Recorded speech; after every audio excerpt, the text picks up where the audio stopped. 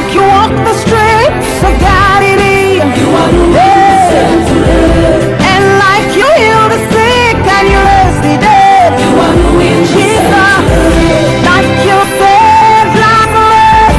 Come forth, come forth. You are doing the same today. You are doing the same today. Oh God, my promoter, Jesus, my promoter, opening every door now, fighting all my battles, healing the broken hearted. You are doing the same again. Only you can do what no man can do. Only you can do what no man can do. Only you are able. Only you are capable. Say you are able. Only you can change any situation at all. Only you can do. Only you. Unfailing, unchanging, unfailing, resurrected Jesus.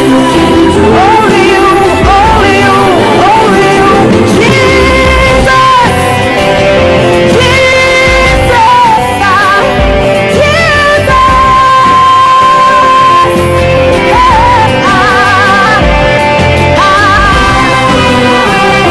Son of God, the Word of life, the Son today. Say He's capable. The resurrection and the life. Jesus,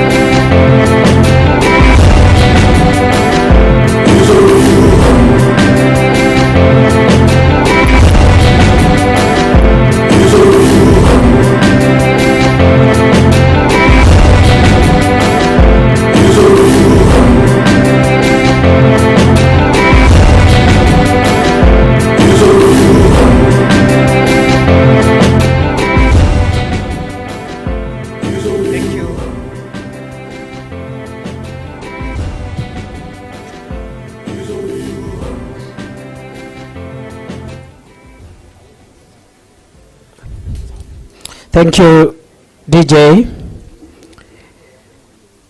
It is now my duty to call the party leader, chairman, and secretary general of Chama cha Kazi to take a photo with the leaders, the party leaders of UDA, ANC, and Ford Kenya.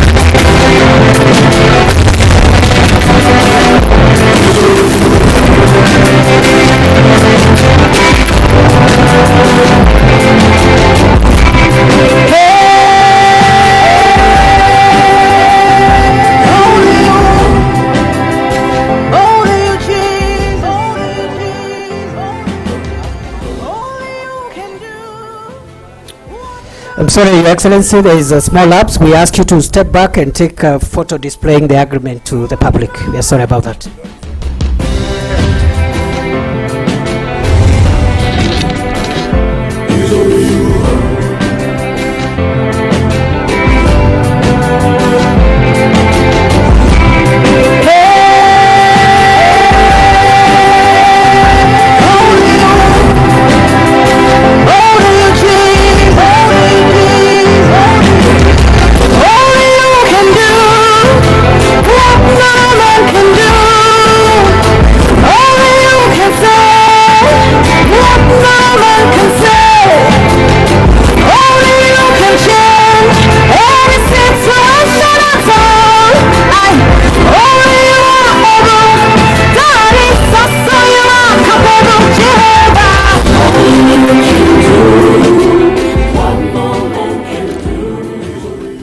A round of applause for Chama cha Kazi. Chama cha Kazi is now officially a constituent party of Kenya Kwanza Alliance Coalition. Ladies and gentlemen, it is now my pleasure to invite the National Chairman and Secretary General of the Communist Party of Kenya. A round of applause for the Honorable Mwandawiro Muganga, National Chairperson of the Communist Party of Kenya. Asante na Secretary General. Nimeubeba msalaba wangu, nikufuate wewe uliyenipenda. Nimeitua mizigo yangu kwako, na kufuata wewe unayenipenda. Nimeubeba msalaba wangu, nikufuate wewe unayenipenda. Nimeitua mizigo yangu kwako, na kufuata wewe unayenipenda. Bwana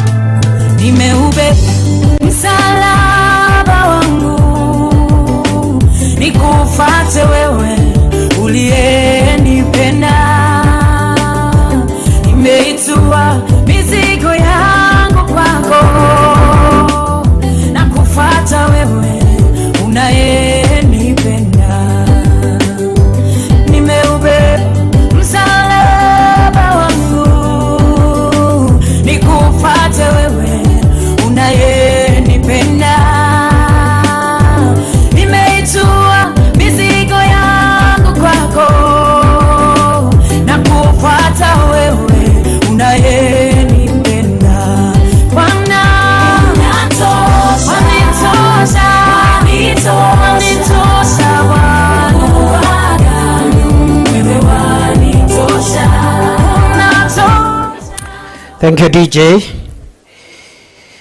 I now request the National Chairperson and Secretary General of the Communist Party of Kenya and the party leaders of UDA, ANC and Ford Kenya to step forward for a photo opportunity.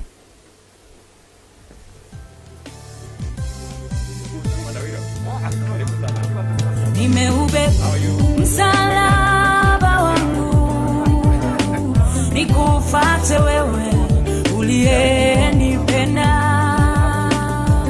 Nimeitua mizigo yangu kwako, na kufuata wewe unayenipenda.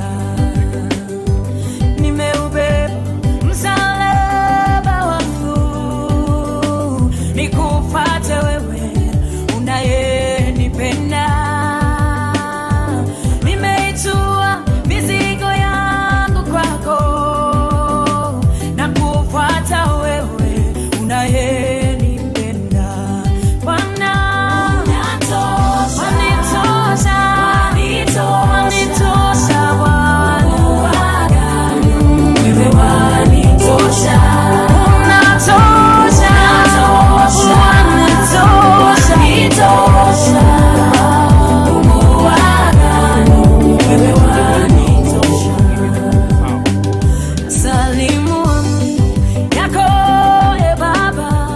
It is now my pleasure, on behalf of the legal team here, to declare and attest that the Communist Party of Kenya is now a constituent party of the Kenya Kwanza Alliance Coalition.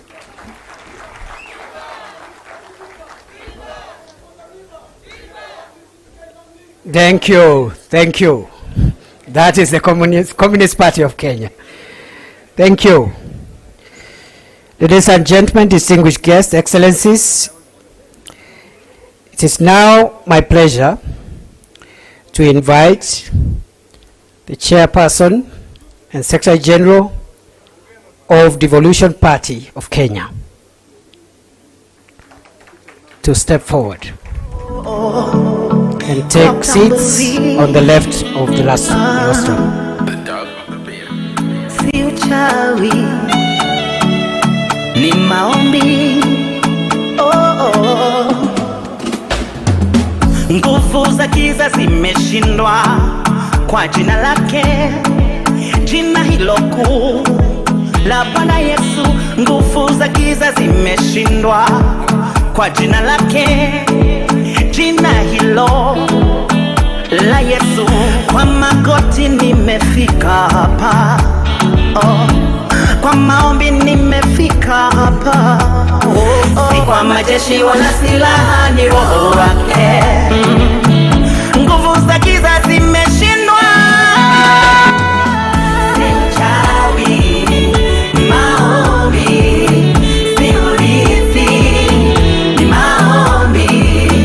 Sio kwa nguvu zangu, ni maombi.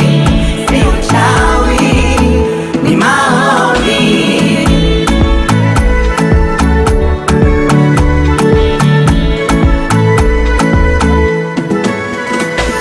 Nimevalia silaha zake zote, zake Mungu, ili nipate simama imara.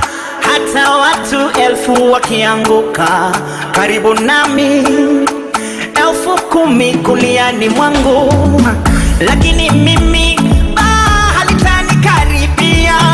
Kwa macho yangu nitayatizama. Si kwa majeshi wala silaha, ni roho wake.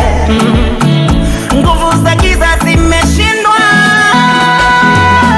Si uchawi, ni maombi.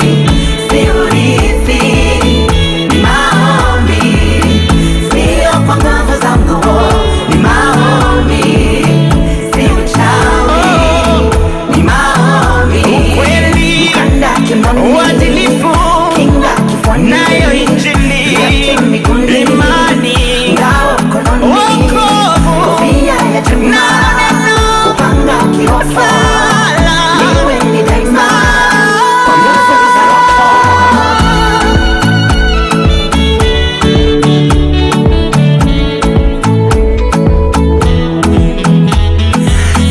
majeshi wana silaha ni roho wake. Nguvu za giza zimeshindwa.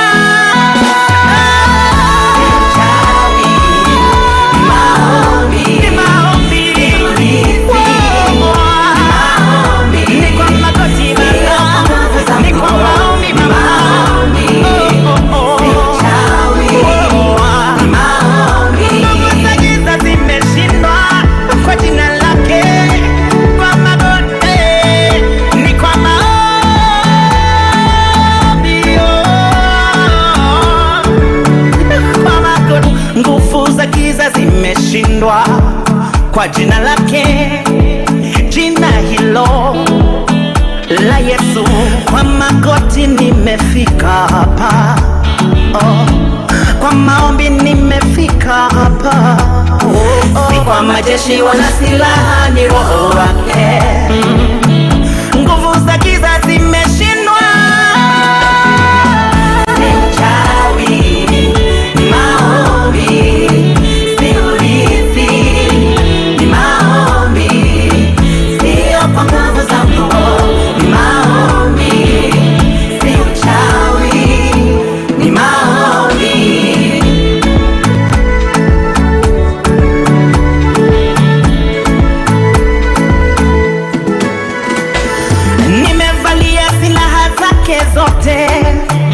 Zake Mungu ili nipate simama imara, hata watu 1000 wakianguka karibu nami, 10,000 kuliani mwangu, lakini mimi halitanikaribia. Kwa macho yangu nitayatizama.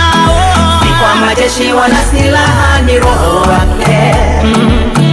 Nguvu za giza zimeshindwa. Si uchawi, ni maombi. Si urithi, ni maombi. Sio kwa nguvu zangu, ni maombi. Si uchawi, ni maombi. Ukweli, mkanda kinoni, uadilifu, kinga kifuani, nayo injili, imani, ngao kononi, kofia ya chuma, upanga kirofa, niwe ni daima, kwa nguvu za roho.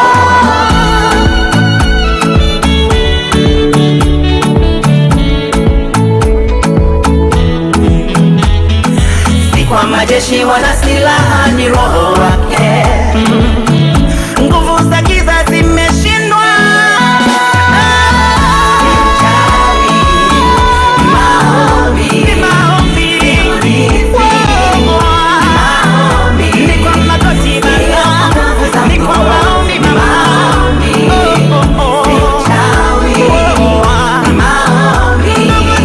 Thank you DJ. I now request the Chairperson and Secretary General of Devolution Party of Kenya to step forward for a photo opportunity with the party leaders of UDA, ANC and Ford Kenya.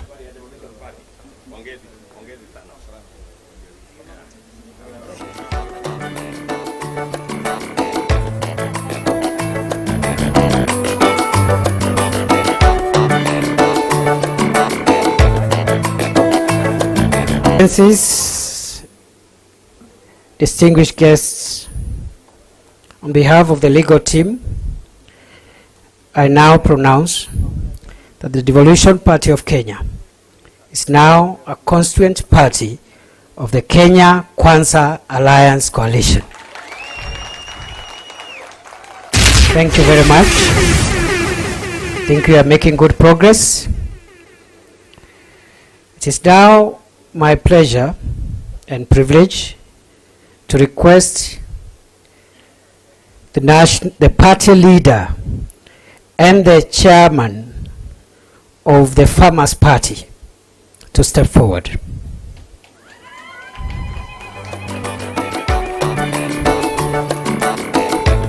Thank you. Guests, I now request the party leader and the natural chairperson of the Farmers Party to step forward for a photo opportunity Oh, we haven't. Oh, sorry.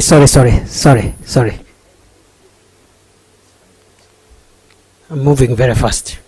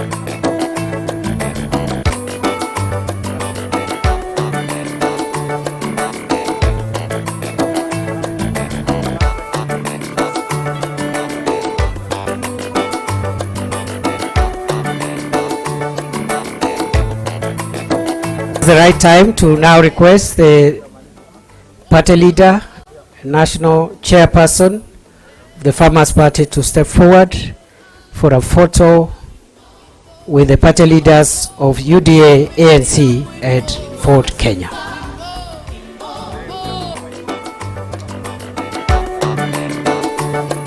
Hustler Nation. As is the custom, I must say the following. That I now confirm and attest that the Farmers Party is now a constituent party of the Kenya Kwanza Alliance Coalition. Thank you very much.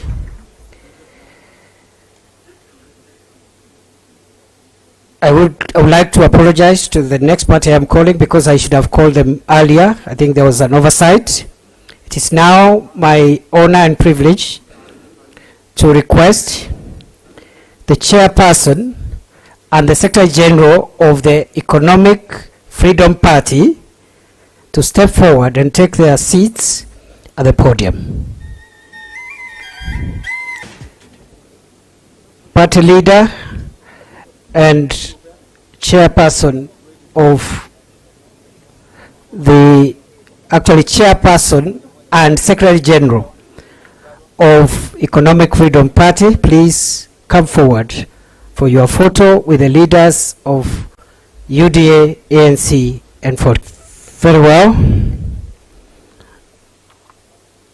At this juncture, I request that the party leader and national chairman, and Secretary General, the party leader and Secretary General of the Service Party to step forward and take their seats. Chairman, I think there was a... And as they take their seats, as the service parties take their seats, I now confirm, attest, and declare that the Economic Freedom Party is now a constituent party of the Kenya Kwanza Alliance Coalition.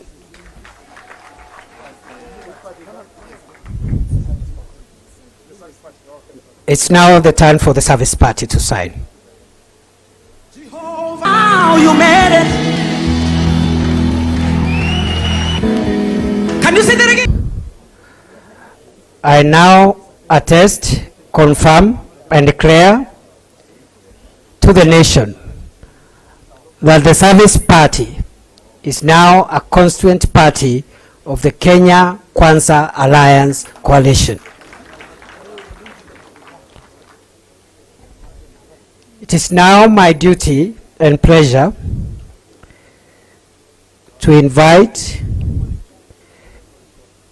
the party leader and the Secretary General of Tujibebe wa Kenya Party to step forward and take their seats in the podium.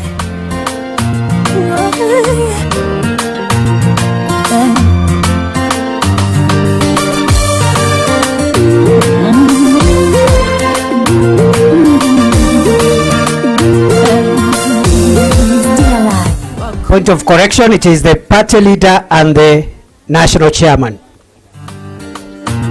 And the SG can also come. Karibuni.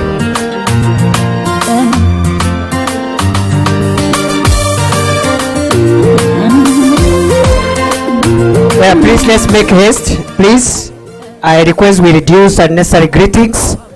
Colleagues, kindly, this is a very solemn occasion. I kindly request we keep discipline. You greet the person you are supposed to greet at the right time. It's now the party leader, the national chairperson, and the Secretary General of Tujibebe wa Kenya. For the record, we would like to announce that the Democratic Party of Kenya signed an agreement and is a member, a constituent party of Kenya Kwanza Alliance. And therefore, they are already members from Saturday, and the party leader, Speaker Justin Muturi, is present. Thank you very much. I now request the party leader, the national chairperson, and the Secretary General of Tujibebe wa Kenya Party to step forward for the photo opportunity with the leaders of UDA, ANC, and Ford Kenya.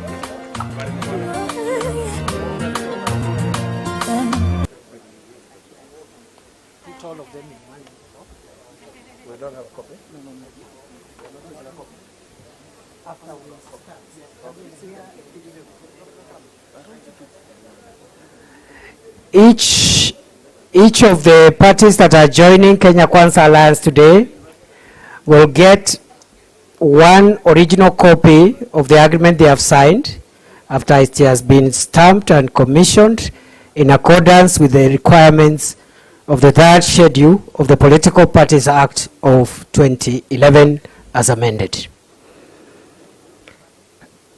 I now request the last for today by alphabet, the leaders, the signatories of the Umoja Maendeleo Party, the party leader and the Secretary General to step forward and take their seats. My colleagues, the advocates who are doing this job, we've come to the end of this legal part. I request kindly His Excellency William Ruto, Excellency Mudavadi, Excellency Wetangula to take photos with your lawyers, and then we will have one other photo and we will close.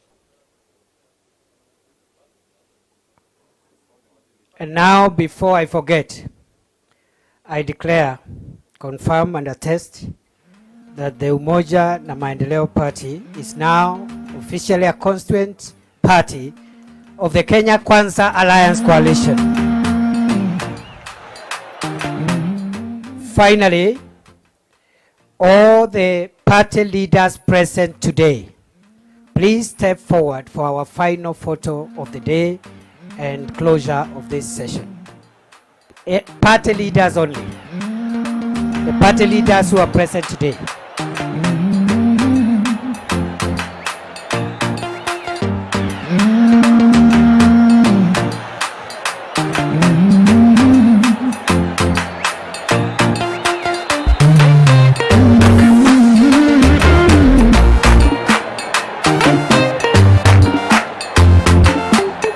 Everything you put your hand go walk, your name go open doors, you self go be a boss. Amen, amen. Everything you put your hand go walk, your name go open doors, you self go be a boss. Amen, amen. Every hustler getting paid, where the hustle go come to pay, your own in novelty. Amen. If you don't find walk to your own, God self go do his own, and flesh go cover bone. Amen, amen. If you believe it, say amen. If you believe it, say amen. If you believe it, say amen, amen, amen. Everything you put your hand go on, your name go open doors. You self go be a boss. Amen, amen. Everything you put your hand go on, your name go open doors.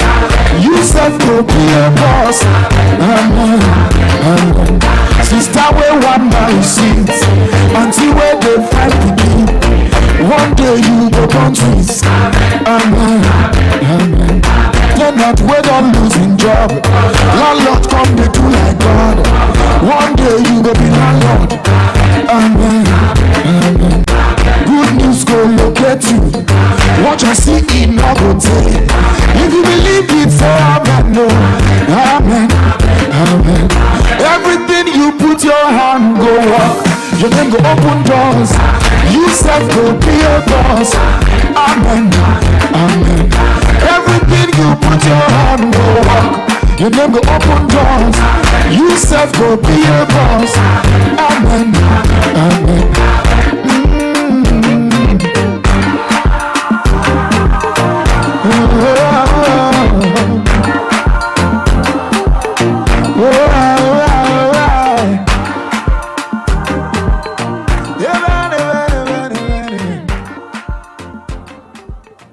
The national chairpersons of all these parties represented here, please step forward and join this photo. And this is the last one, the very last one. Ask everybody on stage to take their seats.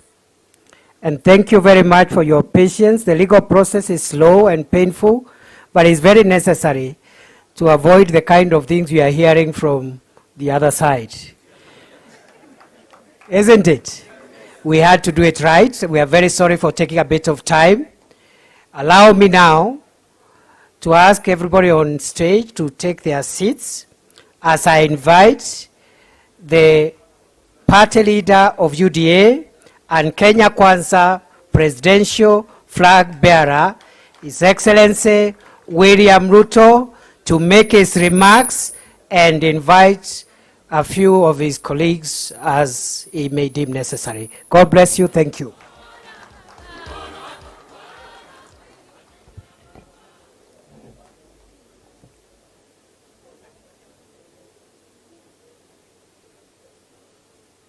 Thank you very much. My colleagues, leaders of political parties present, chairmen, secretary generals, party officials, members of parliament present, distinguished guests and ladies and gentlemen, good afternoon.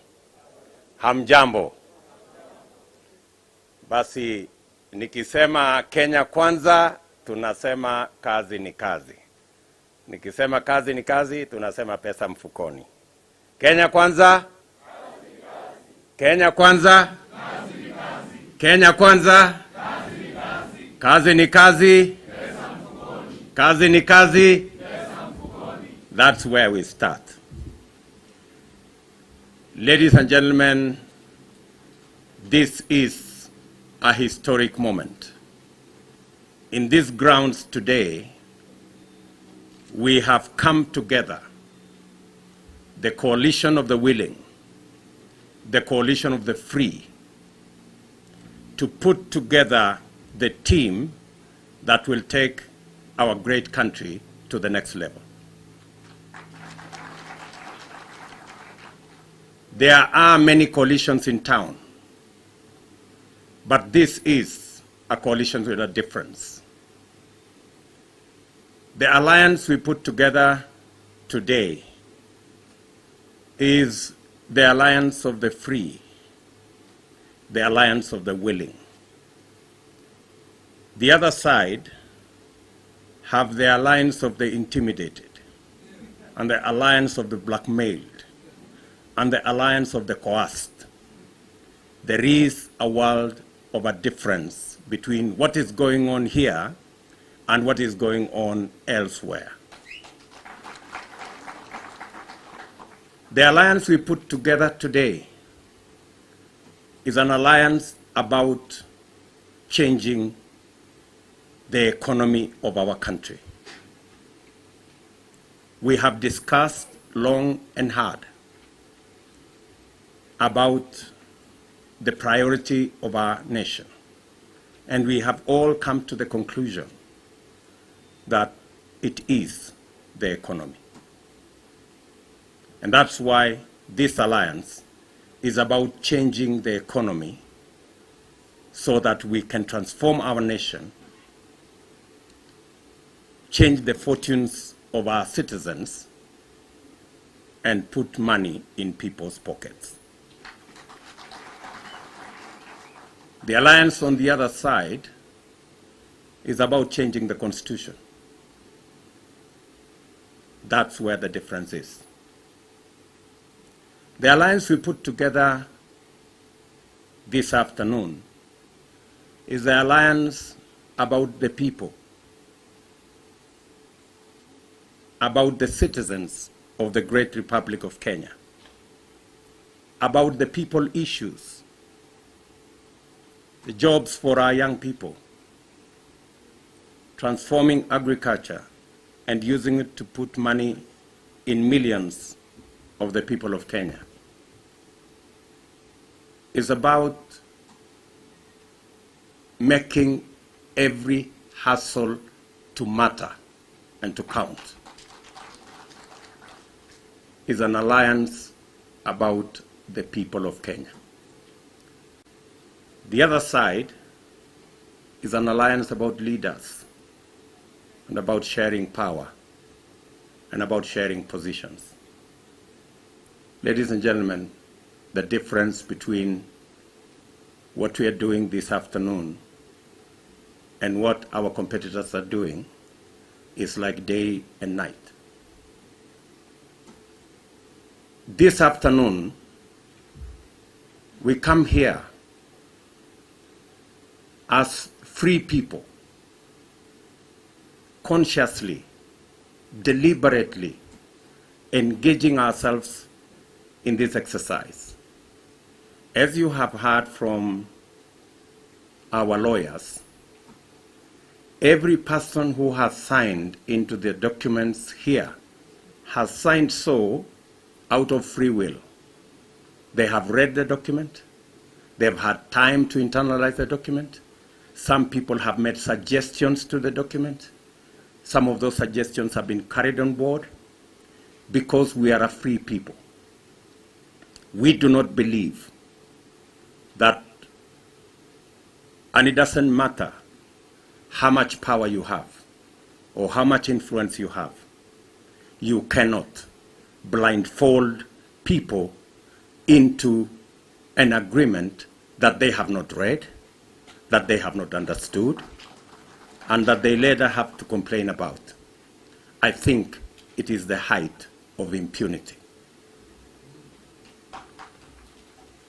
I also want to say that the team we are putting together this afternoon is the team that will rid our country of the politics of deceit, the politics of betrayal. We are saying loud and clear that a nation is built on the foundation of integrity. That a nation is built on leaders, on the basis of leaders who have integrity. The integrity of a leader is measured by their signature and their word. If your signature and your word means nothing, that confirms that you have no integrity in you. And this afternoon, we are putting together this team because we want to change the political foundation of our nation so that henceforth our political foundation will be built on the firm foundation of integrity, where your word is your bond. If your signature means nothing, if your word means nothing, then you do not deserve any leadership position in our republic. The worst form of corruption is the corruption of trust. If people trust you, they entrust you their emotions, their future, their aspirations, and you cannot keep your word, you abuse their trust, you corrupt their trust. It is the worst form of impunity, and that is why we stand tall as Kenya Kwanza to say we are going to change the political foundation of our country and bring it back to the integrity of every leader and their word and their signature. Good people, we are set on a journey to take Kenya to the next level. I want to persuade my colleagues, party leaders, who together we have signed these documents this afternoon, that this journey is not about a person. This journey is about the people of Kenya, the 50 million people of our great Republic of Kenya. Kenyans out there want an answer. They want a solution. They want to know whether their next meal is secure. They want to know whether they can go to a hospital and get treatment. They want to know how their children after school can get a job. Kenyans want answers. We've asked too many questions. It's now time for us to provide the answers. And I am confident that the team we have here and those who are coming to join us soon, and there are many, will take our great country to the next level. We all believe in a peaceful country. We are all planning to have a peaceful election. We are dismantling the tribal base of our politics, and we are assembling an issue base for our politics. That is the future of our country. Countrymen, I ask you, one and all, to join us in this great task where every vote counts, every person matters, and every corner of our country must pull together.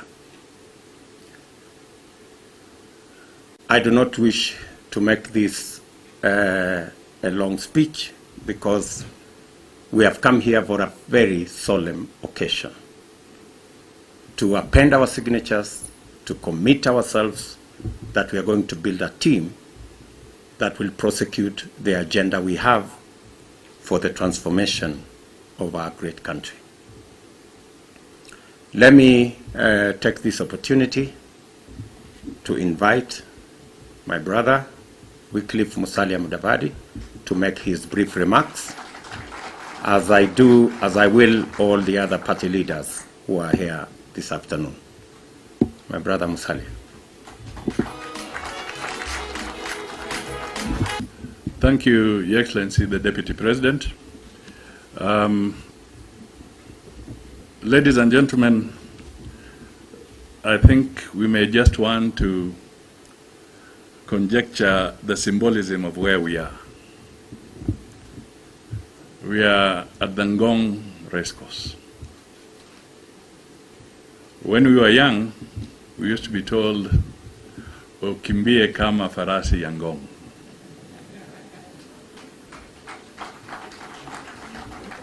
Today, Kenya Kwanza is getting bigger.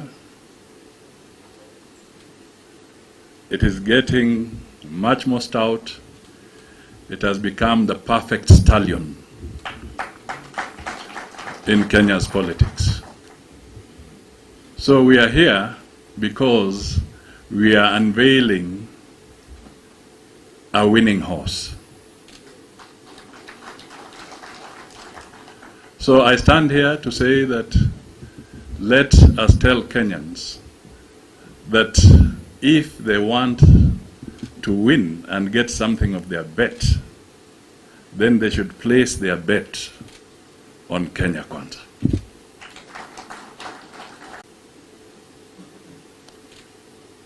For very specific reasons that the Deputy President has brought out.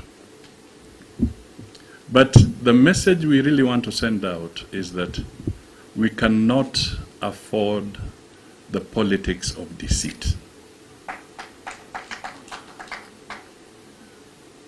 We talked about a trust deficit some time back,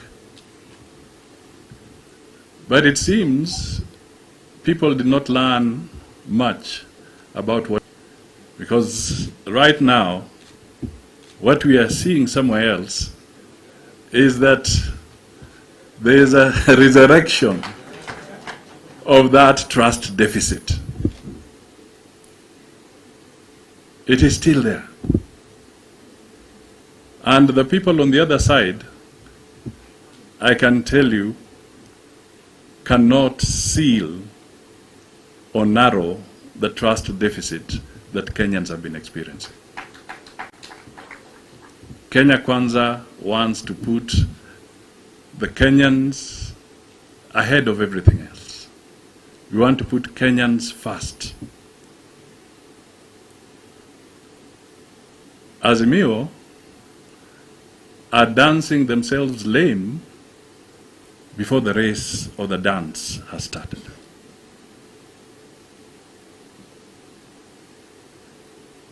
They are dancing themselves lame. Ladies and gentlemen, let us pull together. Let us bring integrity into our politics. Let us work with respect across the spectrum of our political parties. Let us acknowledge and recognize the independence of those parties. But let us build a common collective for the benefit of the people of Kenya. And I know the leadership that has presented itself here voluntarily in broad daylight is speaking for millions of Kenyans. Kenya Kwanza shall succeed.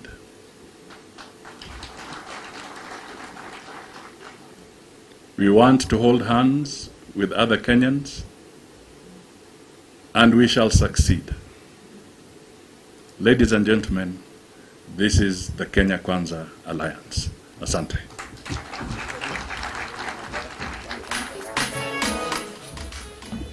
Let me ask my good brother Moses Wetangula to come and make his very brief remarks.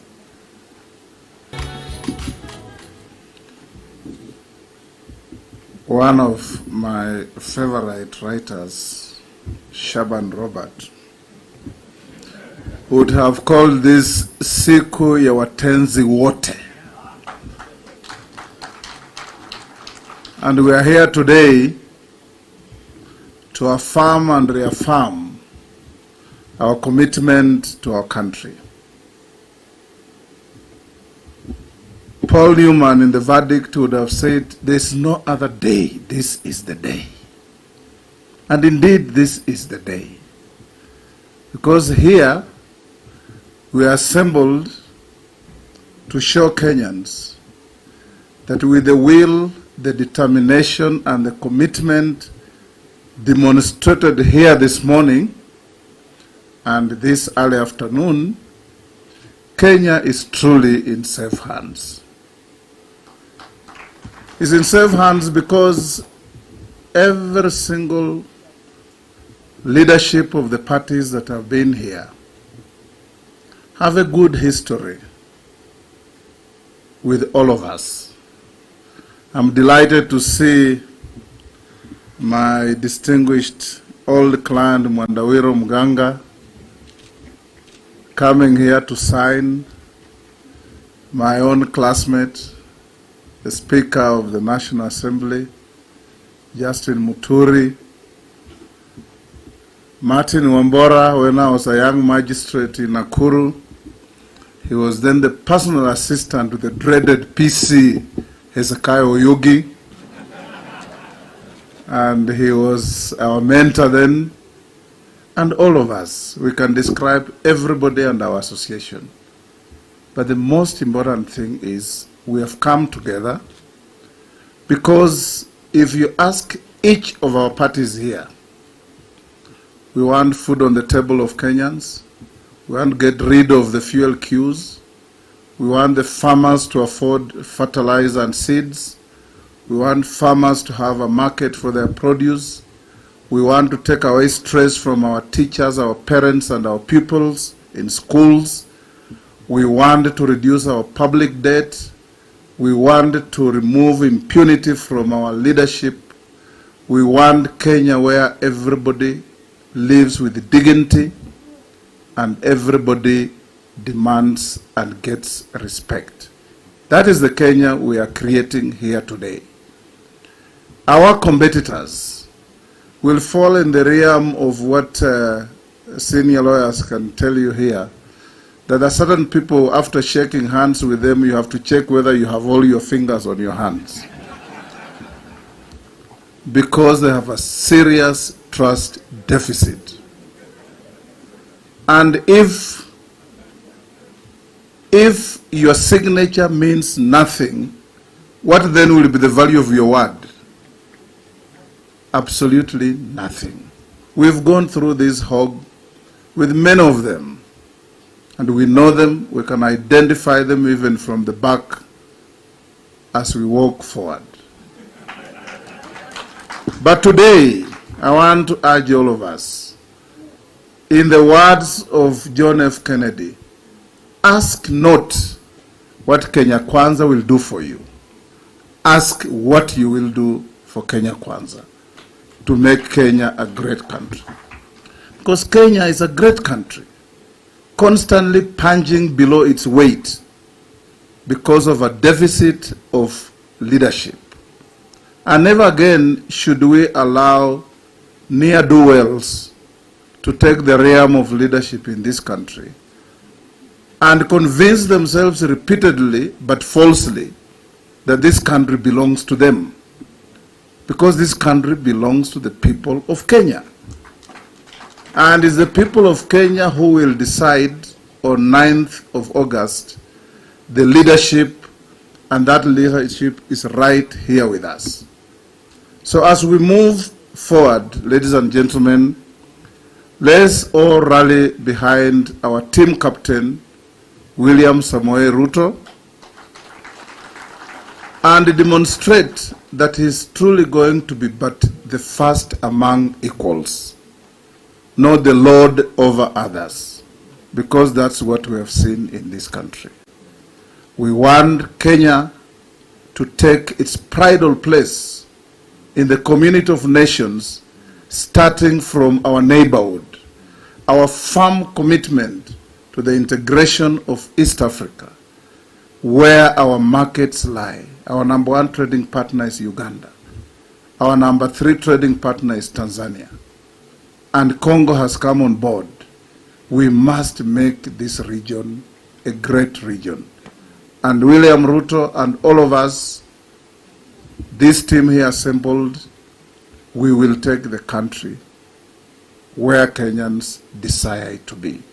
Not the falsehoods of Canaan, not the falsehoods Above all, this is not a team assembled by people who want to secure and buttress their past mistakes.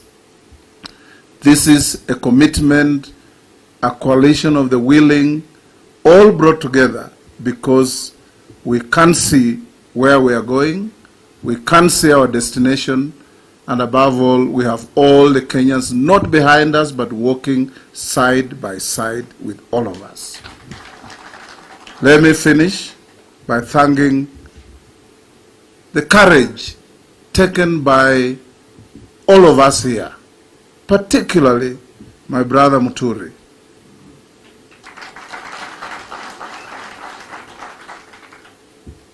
And like I said, your brother, the Speaker of the Senate, would have loved to be here, but he's busy nursing votes in Bungoma for his return as our governor. He sends his regards to all of us, and it shows that today the entire legislature is in Kenya Kwanza. The judiciary demonstrated the other day that they are not partisan, but they stand for the truth and they uphold the rule of law in this country. So what is left? A hollow shell on the side of the executive that will not hold anything, whatever you try to do. Allow me now to invite my brother Justin Muturi, who's one of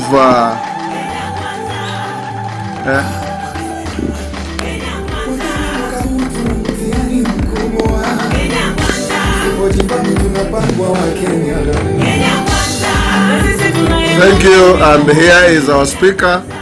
One of his distinctive introductions is that mimi nilikuwa classmate ya Waita. Yes. Thank you very much, Moses. What Moses did not tell you is that when we met in Bunge, former Speaker Francis Ole Kaparo would want to chastise us whenever you would hear some people shouting kijana, kijana, because Ole Kaparo did not imagine that there are vijanas in Parliament. Good afternoon, ladies and gentlemen, fellow party leaders, members of Parliament, officials of many parties that have come together here today, willingly. Like I said on Saturday, when I signed with my Secretary General and the leadership of the Democratic Party, that we joined this alliance, not because anybody persuaded us, but because we were convinced that it is in this alliance that the hopes of the 50 million Kenyans lie.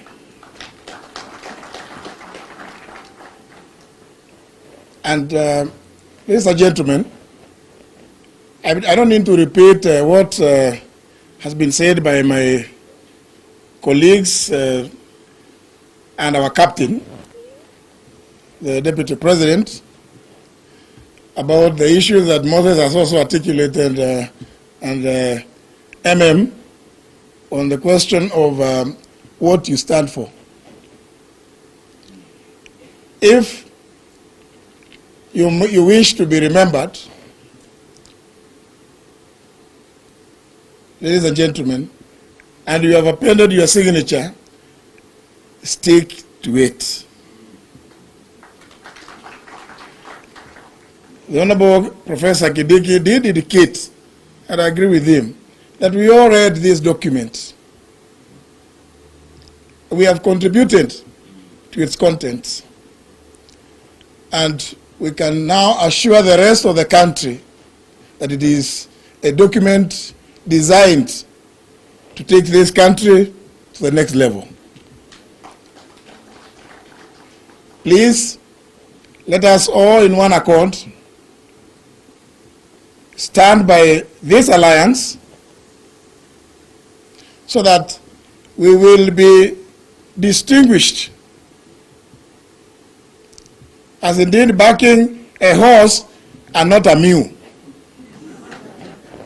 I'm sure you know the difference between those two animals.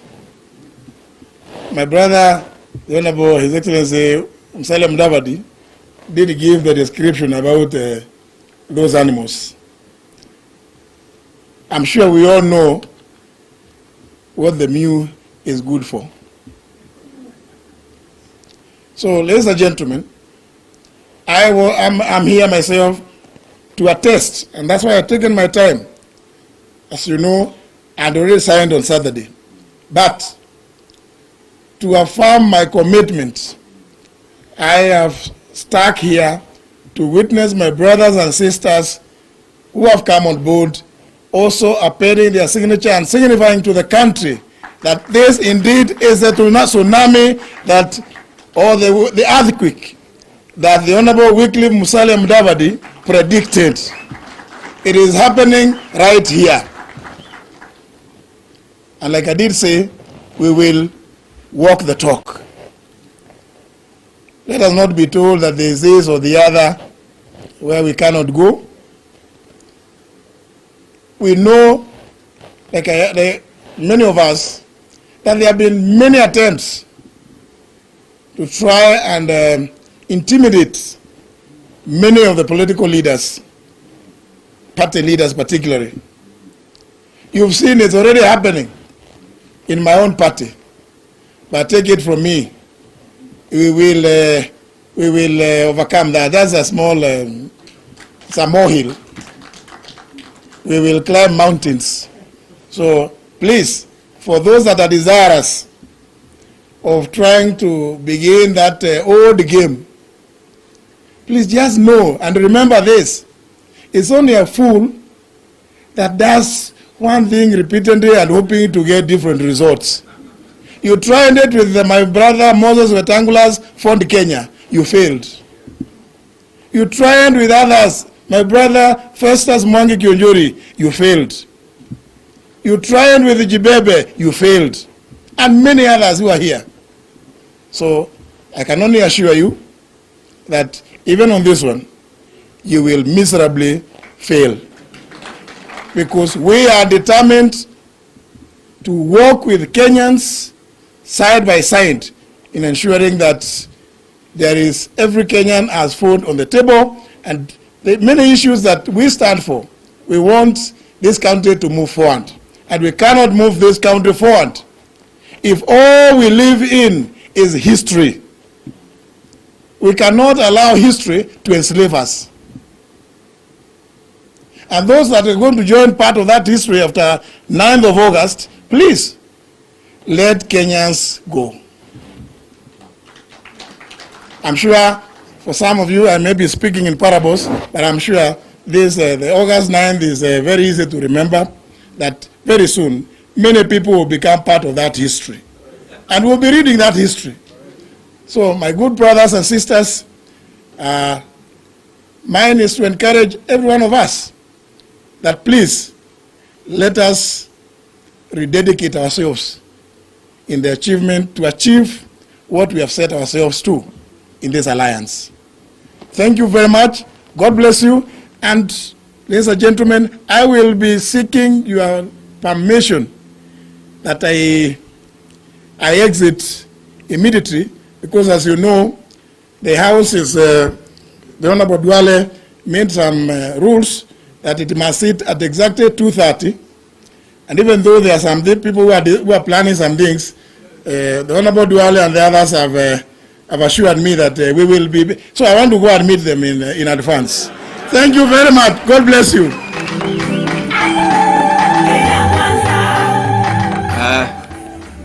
Thanks, our Speaker. We want to assure you, those Azimio fellows, what they are planning this afternoon in the National Assembly, smarting from your move to join Kenya Kwanza, they have tried it for William Ruto for the last 4 years. It will come to a cropper. And we need to tell the Azimio people, Justin Beden Muturi will serve as Speaker of the National Assembly until the next Speaker of the National Assembly is sworn in. So let them bring it on. Let us now have the party leader of the Jibebe, Governor William Kabogo Gitau. Please clap for him.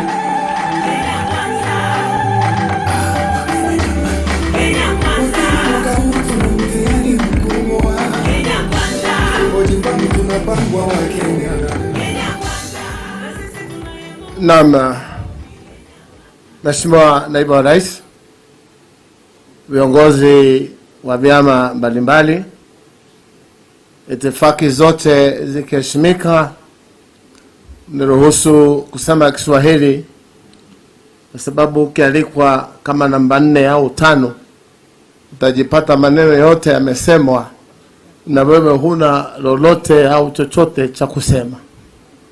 Kwanza nijihusishe na matamshi ya wale waliotangulia, kwa sababu mengi wamesema, vile vile ndio hivyo mimi ninavyoelewa.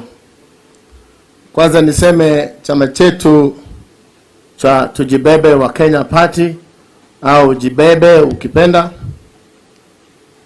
tumejiunga na Kenya Kwanza kwa hiari yetu sisi wenyewe. Hatukusukumwa wala kuvurutwa. Na ni kwa sababu lengo letu kama chama cha Tujibebe ni kuinua hali ya maisha wa Kenya. Kila Mkenya ainuke, ajibebe, na sote pamoja tuweze kutengeneza taifa letu la Kenya, haswa kiuchumi, na ni uchumi wa mifuko ya Wakenya. Lakini sitataka kusahau machache. Mheshimiwa Naibu wa Rais, umesema, mimi ni mzee lakini tunaendelea kusoma. Nimesikia umesema kuna ufisadi wa aina ya uaminifu, na hiyo nimesoma leo, sikuweza kujua hapo mbeleni. Na ni kweli, kwa sababu wengi usahau, tunakaa kama yule mnyama anaitwa ngiri. Akifukuzwa kidogo, akifika pale anasahau. Kitu mimi ningependa kusema, nafikiri Mheshimiwa Wetangula amesema hapa, tusijiulize ni nini Kenya Kwanza itafanyia Wakenya. Wakenya wajiulize ni kitu gani watafanya na Kenya Kwanza. Na mimi ningependa kusema kinyume ya hiyo kidogo. Niseme Wakenya wamesema miaka mingi, kama kwetu tunasema dhuraku, kuumera, ni kwenda kupiga kura ukijua serikali unayochagua itakuwa ya manufaa kwako kama Mkenya. Kwa hivyo ningependa kusema kama Kenya Kwanza, lengo letu la kwanza ni kutimiza mahitaji na matakwa ya Wakenya wakiwa wote milioni 50. Pia niseme, nimeona huenda tunazungumza nyumba fulani ya poromoka. Na niwajulishe, nyumba mrefu kama KICC, ukiona inaporomoka na usimame na uanze kuiangalia na kuisema, itakuporomokea. Kwa hivyo tuachane na wale ambao nyumba zao zinaporomoka. Sisi tugange nyumba yetu hii ya Kenya Kwanza, na tuombe Mwenyezi Mungu aweze kutujalia tuweze kuchukua serikali mwezi wa 9 na kuanza kuboresha maisha ya Wakenya walio wengi. Kwa sababu viongozi ni wengi, nataka niachie hapo na nikuhakikishie Mheshimiwa Mdavadi, tulikuwa turuke pamoja na wewe pale Bomas. Nikasimama nikasema, mimi yale umesema, mimi fikira zangu naye pia zinaandamana na yale wewe umesema. Sikujua utaruka kesho. Kwa hivyo tukifika mahali tusonge pamoja, usiniwache nyuma. Kwa sababu sasa imekuwa mimi ni namba 4 na nilikuwa namba 3. Lakini bila hiyo nashukuru Mungu kuwa niko hapa kwa mapenzi yake Mwenyezi Mungu, na roho yangu nipo hapa na sitoki hapa. Na mimi sina matusi na mtu yeyote. Nimesema mara kwa mara, Mheshimiwa Rais ni rafiki yangu, lakini hii kazi sio ya urafiki jamani. Hii kazi ni Kenya yetu, wao wamefanya yao. Sasa wakati umewadia kikatiba kuweza kuondoka, kustaafu, na sisi wenyewe tushikilie gurudumu kulingana na mapenzi ya Mwenyezi Mungu na katiba yetu. Kwa hayo machache, nashukuru kuwa hapa, najivunia kuwa hapa, na tunahofia wengi pia watakuja. Kwa hivyo tukae tumefungua mikono na kusema kwa Mwenyezi Mungu tusaidie baba. Asante. Your Excellency, I'll seek your indulgence. We allow the original majority leader, Aden Duale, to say a few words so that he can move to the National Assembly and lead our troops to deal with those Azimio characters who want to intimidate Speaker Muturi. Mheshimiwa Duale, 1 minute.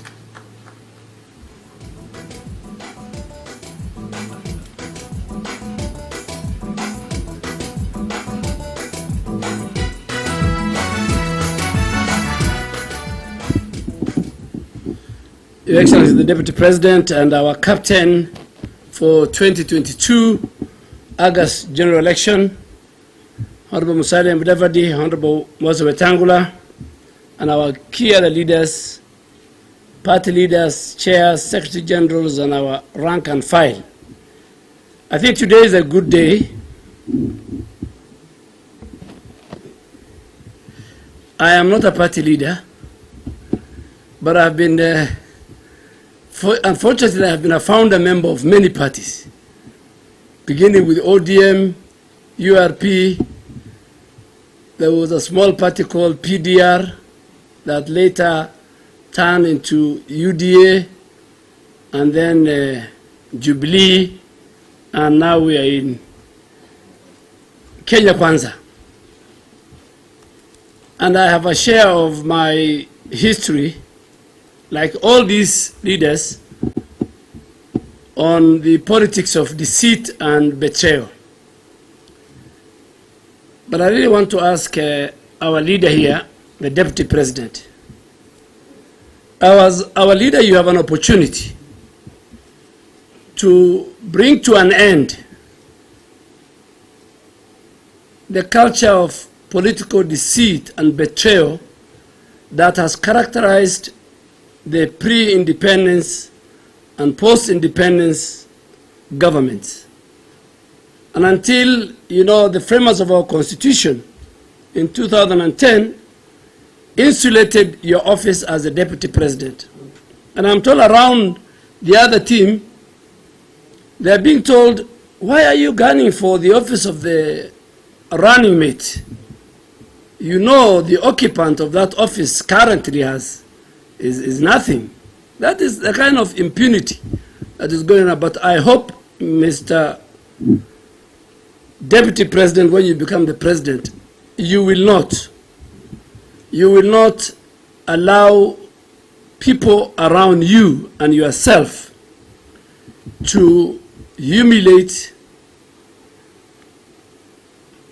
demean both the person and the stature and the character of the office of the Deputy President in accordance with our Constitution. I think you will promise us that. And then that goes down to the other leadership that you will lead.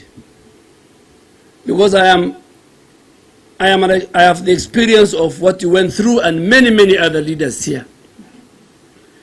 Secondly and finally, we fought this battle 4 years. 4 years. Most of those of us who coalesced around the Deputy President. A number of us paid ultimate price. A number of us were dragged to courts. A number of us were charged with very frivolous charges. The criminal justice system and KRA were used. Number of us, colleagues sitting here, sacrificed their positions, including my brother Moses Wetangula, not only on our side, as the leader of minority. But I think we proved to the people of Kenya that we as the leadership that is here today will not be part of a group that wants to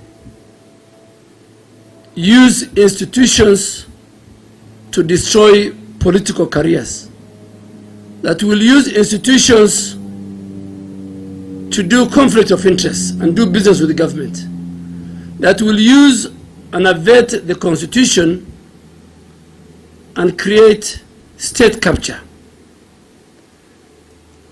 that they will use institutions and leaders for their own personal and family gains. And as I go to Parliament this afternoon, I want us to assure the people of Kenya, our captain, that this alliance represents the unity of our people, that this alliance will represent the revival of our economy, that this alliance represents how we shall deal with the debt crisis, that this alliance will represent how we restore the safety and security of the citizens and never allow many of our people to die in extrajudicial killing. So I want to urge all these leaders that it's not about the position that we are going to take. It's about how to bring back the dignity and the stature of the people and the country called Kenya. And finally, if you allow me, our captain, let me go tell Azimio team and also the ODM team that I remember they never participated in the first place in the election of the Speaker Muturi. That time they were not in the house. It's when they were busy swearing in their fake president and people's president. So I think they have forgotten that. So if you allow me, let me rush, but wish all of you that we will deliver the people of Kenya to the really current. Thank you very much. Thank you, leader. I now want to request the leader of the service party, the Honorable Mwangi Kyunjuri, to come and make his remarks. Leta pesa mfukoni, kila mtu apewe, pia mimi na wewe. Kenya kwanza, leta pesa, kazi ni kazi, mbona pesa. Your Excellency, the Deputy President, party leaders present today, Secretary General's Chairman, all protocols observed. We as TSP family, we are happy to have joined you today. That we were invited, we honored this invitation because we believe in this cause. We came here because we have a purpose. And when we looked through Kenya Kwanza, and you have been following closely the activities of Kenya Kwanza, we believe that we are in the right formation. That we have had the opportunity as Kenyans to look at the formations that are already here with us today, the Azimio formation and Kenya Kwanza. And Kenyans can clearly see who can lead them to the next level, whereby for the first time Kenyans will be economically empowered. Because what we are looking for today is not about big words, big things that we can be promised, but it's looking at the suffering of our people. Today, every Kenyan is crying because of the cost of living. And to make the matter worse, you look at this formation of Azimio, and you wonder what is happening with them. But sometimes God works miracles.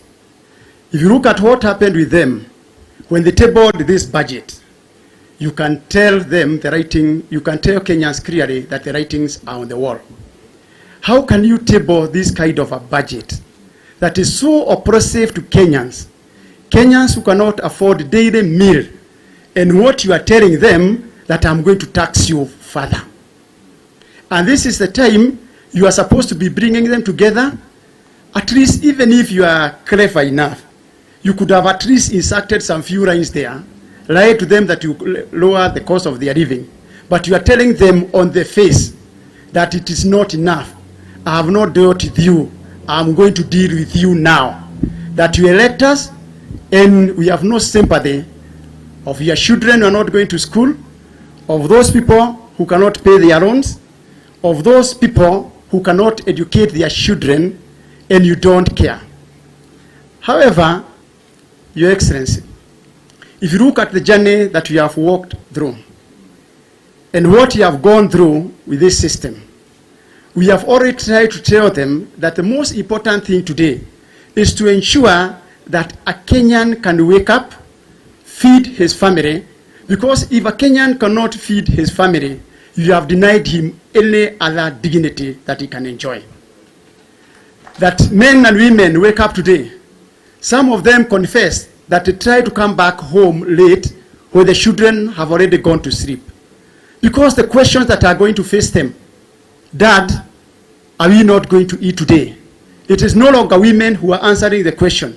Men are answering questions that our women, our mothers, should be answering. And therefore for us, we have joined, and we have been with you. We are not joining today. It's not that it's only that we have not been properly admitted. I've already assured you time and again that this journey we are walking together. The most important for us today is to ensure not only that we are going to empower Kenyans, not only that we are going to give our young people meaningful employment, but we must assure them, we must free them from state capture. That this country must belong to all of us. Today, this country has owners, people who decide, a few of them, who will be employed where, which project will go where. They will even decide who will go to jail tomorrow, who should be investigated for this and that. We must free our people from these people. The final words to God, after the miracles were performed, the final words to Pharaoh was, let my people go. Our final word to Asmio, and your major principle, is that you must let Kenyans go. You must free Kenyans. And if you attempt to follow them, what will happen to you is the disaster that happened at the Red Sea. We are going to push you to the oblivion. There is no way Kenyans will sit down again and allow you people to decide their fate when they can decide their fate through the ballot.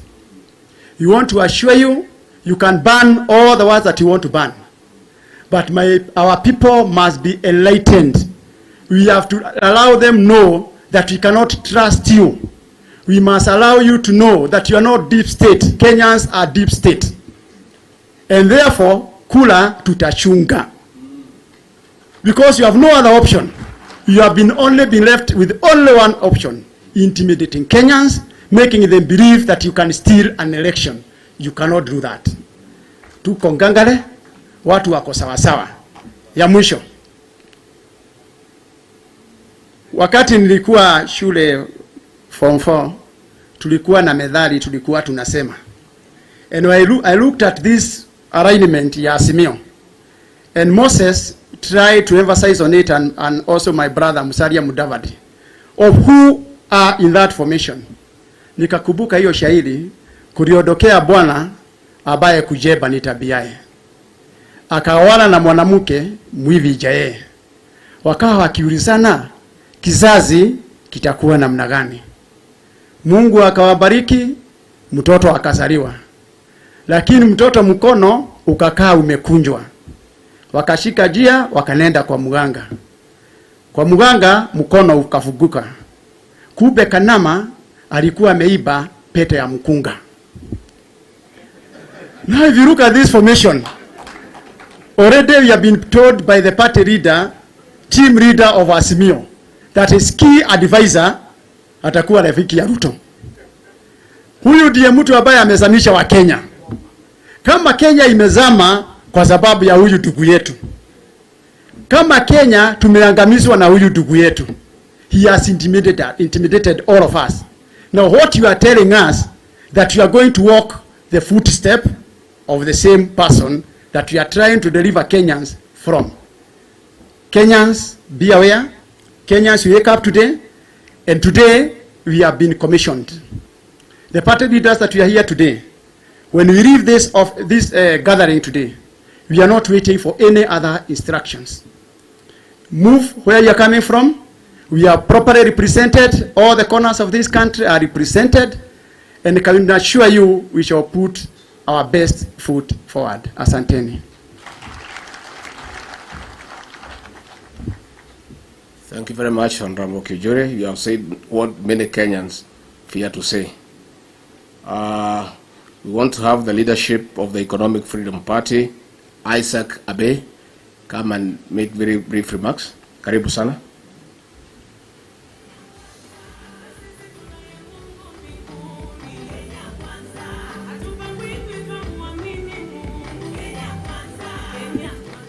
Your Excellency, the Deputy President of the Republic of Kenya, Party Leader, ANC, Mheshimiwa Musalia Mudavadi, Party Leader, Ford Kenya, Mheshimiwa Moses Wetangula, other party leaders, Secretary Generals, and party officials, Assalamu alaikum. Mine is very brief. First of all, from the word go, I want to state that I'm here willingly and conditionally. That the reason why I'm here, I believe this is where our interest lies. And from the time we started hearing the word bottom-up economic model, from the time we started hearing pesa mfukoni, we said this is where we belong. And the reason being, in our manifesto, Economic Freedom Party, we say EFP is a Kenyan political party whose focus is economic empowerment of Kenyans, particularly those economically marginalized, women and youth. Economic Freedom Party has a national ideological leaning that is towards founded on a social justice led by the philosophy of inclusiveness. By that, we have been with you, even though we have not been physically with you. Today, we came here only to formalize that. And I want to thank our brother, Mheshimiwa Abdurrahman, Ambassador Mahmoud Saleh, and Mheshimiwa Honorable Adam Barre Duale for making this possible. Thank you very much.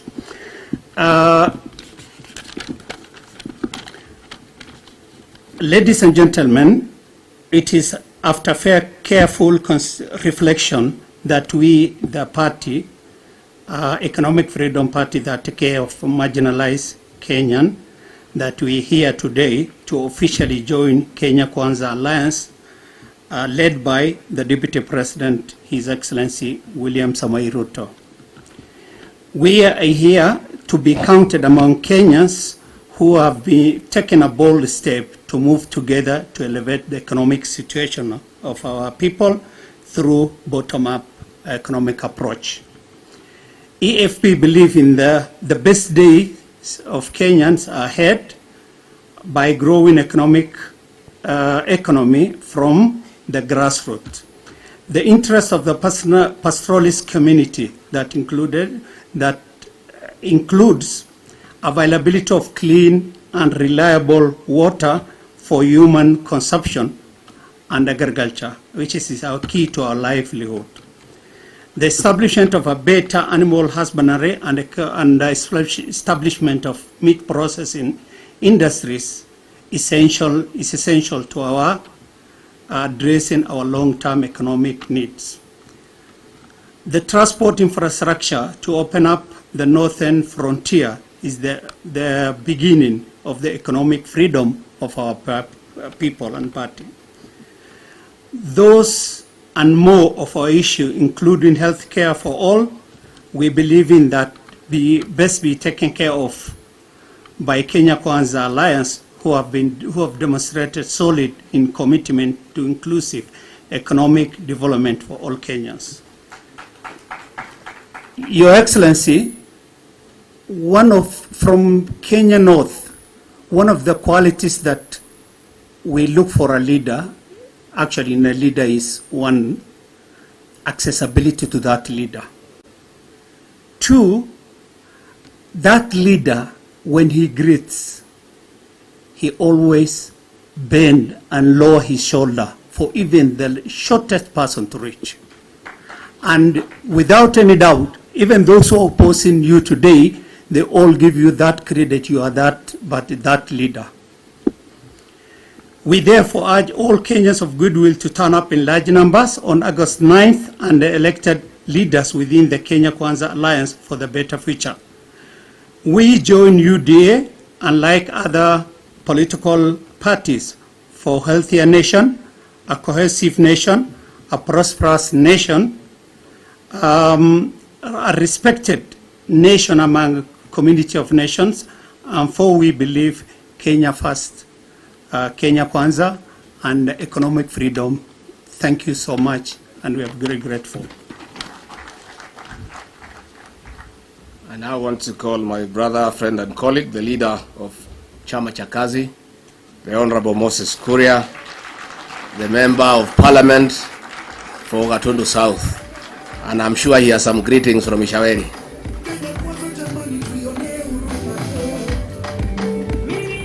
Thank you very much, my colleague, Honorable Rigathi Gachagua, Your Excellency, the Deputy President of the Republic of Kenya, fellow party leaders.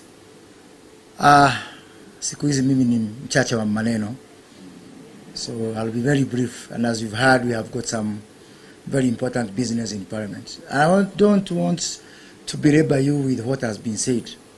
I just want to first recognize people whom we have traveled together in this journey. It's not been easy, starting with yourself. I recall from 2017, when we could sit with you, and you are still hopeful that maybe we are getting it wrong. It took you, in my estimation, 3 years before you started accepting kwamba tunachezwa. So all the time you are saying, no, hapana, rais hawezi kutufanya namna hii, mtu ambaye tumetoka mbali na yeye namna hii. So again, being here today, after we were in Kasarani in 2016, when we formed Jubilee, I know it's a happy moment for you, but I also know it's a very painful moment, because these are the same dreams we had in 2016, lakini vile wahenga wanasema kuvunjika kwa mwiko sio mwisho ya upishi. But there's one thing that you had discovered, which on Sunday I was sitting next to a fellow member of Parliament and asking for, why did we miss this for so long? To realize that we have forgotten and almost assumed that guy at the bottom of pyramid. So you are stubborn. Na ubadilishe hiyo tabia. Because you are very stubborn in saying, no, there's something wrong. Something is wrong with our economy. Something is wrong with our architecture, with our model. We try to tell you, hapana, wacha tuongee mambo ya vile tunafahamu coalition na hivi, but you really refused and you stuck there. And also to my colleagues, and especially members of Parliament who are from UDA especially. Some few years back, only I think 2 years, the leader of, the whip, majority whip in the Senate was Madam Susan Kihika. Then, because of associating with you, Susan Kihika was removed and they put Irungu Kangata, who also joined you. And they removed him and they put Kimani Wamatangi, who has also been removed because of joining you. I have to sit with Mulcom and for him tell me, because what I was thinking is now we go back to zero, we go back to Susan again, and the cycle continues. Hawa watu, hawa viongozi, wamepitia mateso mingi, and although we are here taking the limelight as a party leaders, I really want to recognize and acknowledge the sacrifices which your team has made.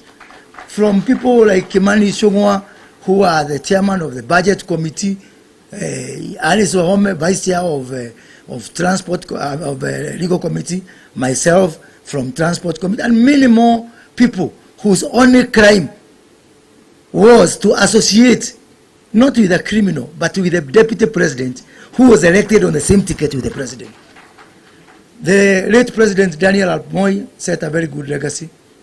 when in 2002 he conceded defeat and went home, despite assurances, despite Salikos Gay crying on the runway. Mwai Kibaki followed suit. He went home, and I want to assure you, as a member of parliament for the President of the Republic of Kenya, he is also going home. And we shall have William Ruto and the Kenya Kwanza team as the next government. And this government, as His Excellency has said, it's not about individuals and not about parties. What brings us together is really because we have to save this country. Nothing is working in this country, and I don't know why it is starting with only the liquid products. Hakuna mafuta ya petroli, hakuna mafuta ya kupika, hakuna maji, hakuna maziwa. The only liquid ni ile mimi na Musalia tuliacha tukaachia wengine. Hiyo nasikia bado hiko sababu sijasikia wakilalamika. So we have a lot of work to do. Tuko na kazi ya kufanya to save this country. And I want to assure, this is my 7th, I started campaigning for president when I was 21 years old, and I was in a campaign team for Kenneth Matiba. This is my 7th presidential campaign. I forgot how to lose elections 20 years ago. I forgot. I don't know how to. And we are going to win this one. Make no mistake. Ile kazi tutafanya na Mwami Musalia na Weta, Aisha Jumwa. Nimeona my predecessor, you know I'm the incoming chair of Council of Governors, and Martin Nyaga Wambora is here. Kama Wambora ako hapa, yani devolution yote iko hapa. Speaker Muturi ako hapa. Speaker wa Senate ako hapa. Hii vyama vyote, hata kuna ingine ya YouTube inaitwa Radical, sijui kwa nini hawakusaini. Hata wao najua wako hapa na tutashirikiana. Hao watu tutawaonyesha kivumbi. And let me tell you something as I finish. The major difference between this coalition and the other coalition. This coalition, there is joy and happiness being in this family. This is not a coalition, this is a family. Nobody is woken up, nobody is told to go and do something. The kind of commitment, how else would we survive 5 years of Mateso kama sio unity and our family ethics and our family attitude? Now with the new members who have joined us, we are going to work together. And let me tell you something, because you know Raila Odinga is my friend. And I want to say it on record that Raila was ready to go home after 2017. It is some people who wanted protection, I don't know for what. Because only people who are guilty go looking for people to protect them, including a man who was ready to go and look after his grandchildren. And you stop him from going home. So my good friend Raila Odinga, because I know also you have been forced, like we are being forced to run again, we shall help you by sending you home. Asanteni sana na Mungu awabariki sana.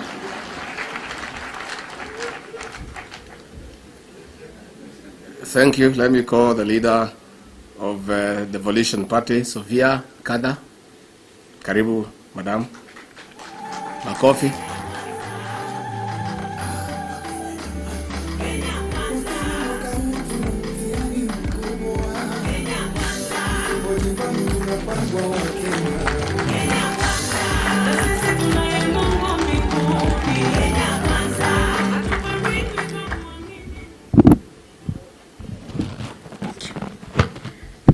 Thank you very much for this opportunity. Your Excellency, the Deputy President and the incoming President of the Republic of Kenya, all other party leaders in Kenya Kwanza. My name is Sofia Nkatha, and I'm here to represent our party leader for the Devolution Party of Kenya. And I want to say, we as devolutionists, we've read the agreement, we've gone through it, and we affirm our support because the Kenya Kwanza resonates with the ideologies of the party, which is ugatuzi dawa ya Kenya. And that is why we are here today. Na sisi tumesema hatupangwi, mimi sipangwi, and all our party members pia hawapangwi. Nyinyi mnapangwa. Thank you so much for this opportunity, and God bless you. Thank you.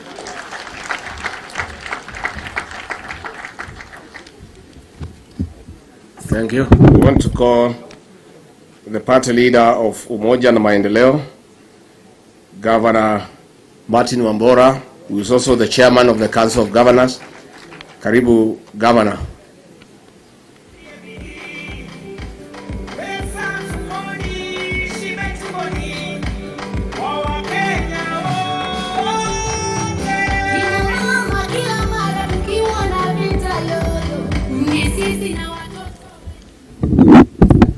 Asante. Your Excellency, the Deputy President, and also the leader of the coalition, the founding party leaders, and all my colleagues. Good afternoon. Yangu inakuwa very, very brief all the time. And today I've not forgotten my note. Because as being invited by the Governor Mutarajiwa wa Kakamega, I'm indeed very, very delighted by this function. Because it is, as somebody said earlier, it is a real earthquake. There is no doubt. The real earthquake which was forecasted by the party leader of ANC in Nigeria.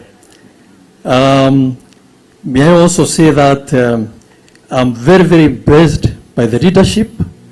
I'm completely at home here. Niko nyumbani. And it's for a very simple reason. I've met old friends, starting with Weta. I welcomed you in Nakuru when I was a young administrator, and we formed very good friendship, and I'm happy to work with you again. Alafu, party leader of ANC, he has been my customer in 2013, 2017, Kure Country View, Uko Embu. Your room 1, 2, 3 are still there. 1, 2, 3, ukiwa katikati, and your bodyguards on the sides. Karibu. Alafu, our leader, the oncoming 5th President of the Republic of Kenya and Commander-in-Chief of the Armed Forces, His Excellency William Ruto. You have impressed me. You have been a friend of mine, and I like your style of leadership.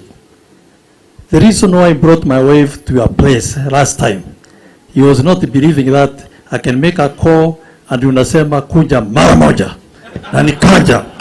She was not believing that, because some other leaders can take even 2 weeks before they give you an appointment. And I can assure you, she was very, very happy when I was coming here, knowing that I'm coming to a friend. Now, may I also say that your leadership style is one which has really impressed me very, very much. You are hands-on, unlike many, many leaders. Things cannot go wrong when you are hands-on. I've also discovered that you are action-oriented. Action. In a small way, uko Runyenjes, uko Embu constituency, people call me Sheko. Sheko means action. And now, wapi chairman wangu? Chairman ako hapo. Wapi Secretary General? I want to honor you mara moja. Kutoka leo, all the posters, all the billboards will bear the picture of our great leader, William Ruto. Mara moja.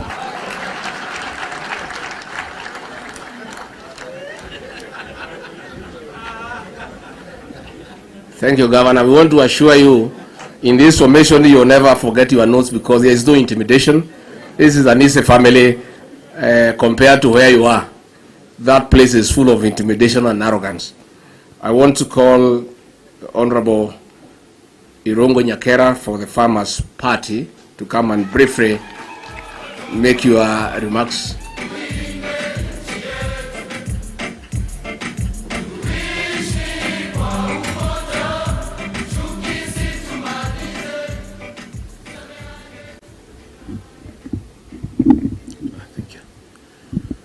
Your Excellency, the Deputy President, William Samoei Ruto, and also the 5th President of the Republic of Kenya, the other party leaders, SGs, party officials, ladies and gentlemen. Today, Farmers Party is very happy to be here. At last, we feel that the farmers of this country have finally found a home. And what we know is that the farmers of this country, which is actually the majority, have felt that the leadership has abandoned them. They have seen that in what we've been seeing, the prices of the commodities are coming down. The prices and payment to farmers coming down. The costs that farmers have to pay for, from the cost of inputs to all the other costs coming up and escalating, as we have seen with the cost of fertilizer. Farmers feel that a lot needs to change, that they are tired being at the bottom of the pyramid. Today, the poorest among us are the farmers. When the children are being kicked out of school, it's the farmers' children that are kicked out first. When people are unable to pay for their medical bills, it's the farmers at the front line of being unable to pay their bills. And as such, we feel that this Kenya Kwanza will be looking at the interests of the farmers who are, as I said, are the majority of the Kenyans. Your Excellency, in Kenya Kwanza, we hope that you can make farmers a priority within your structures. And for that to be done, there are a few things that we need to think about for the farmers. First is that agriculture was devolved, and it's a devolved function under the Constitution of 2010. And as such, we need to empower the county governments and give them a lot more support for them to be able to support farmers and work with them closely. And for that to happen, there are things like extension services that were killed after the 2010 Constitution. That's why the farmers are getting very low yields. That's why the farmers are unable to be clear on what they need to do to increase their earnings. Your Excellency, we also need to look at things like value addition. Why is it that Ethiopia and the others have coffee factories, processing factories, and for us, everything we export in raw form? The farmers in this country will benefit the most when we start thinking of how to increase the payout to them. Your Excellency, given my age, I'm 39 years, so I will consider myself youth or youthful.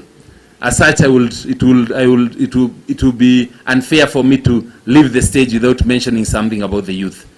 The youth of this country are also the ones who've been left behind. Every place we walk, wherever we visit, they are the ones, they're jobless, they are hopeless, they are penniless. Also, they have no skills or competencies. We need to empower our young people. We need to give them hope and something to wish for and live up to. Your Excellency, for us as Farmers Party, once again, we are very happy to be here. We are here willingly, and we are committed to help drive the Kenya Kwanza agenda and your agenda across all the farmyards in this country until we become the 5th. Thank you very much. Thank you. It's the turn now for the Communist Party, the Honorable Wandawiro. Come and kindly make some brief remarks.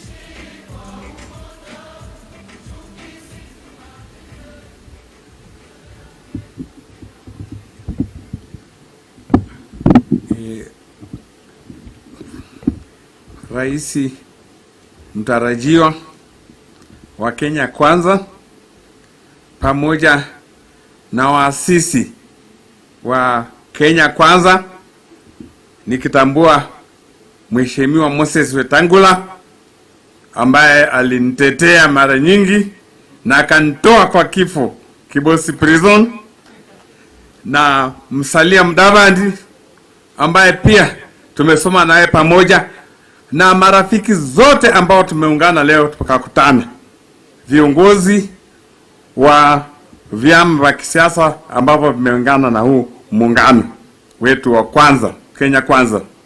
Kwanza napongeza nyinyi nyote, vyama vyote, kwa kushiriki kwa huu muungano, kwa sababu swala linalokabili Kenya kwa uchaguzi ambao tutafanya mnamo Agosti 9 ni kwamba tutabaki pale pale ama tutaenda mbele. Na ni wazi tukichagua ule muungano mwingine ni kusema kwamba tunataka tubaki pale pale kama wa Kenya, na matatizo yale yale na watu wale wale, na tunajua ni kitu gani.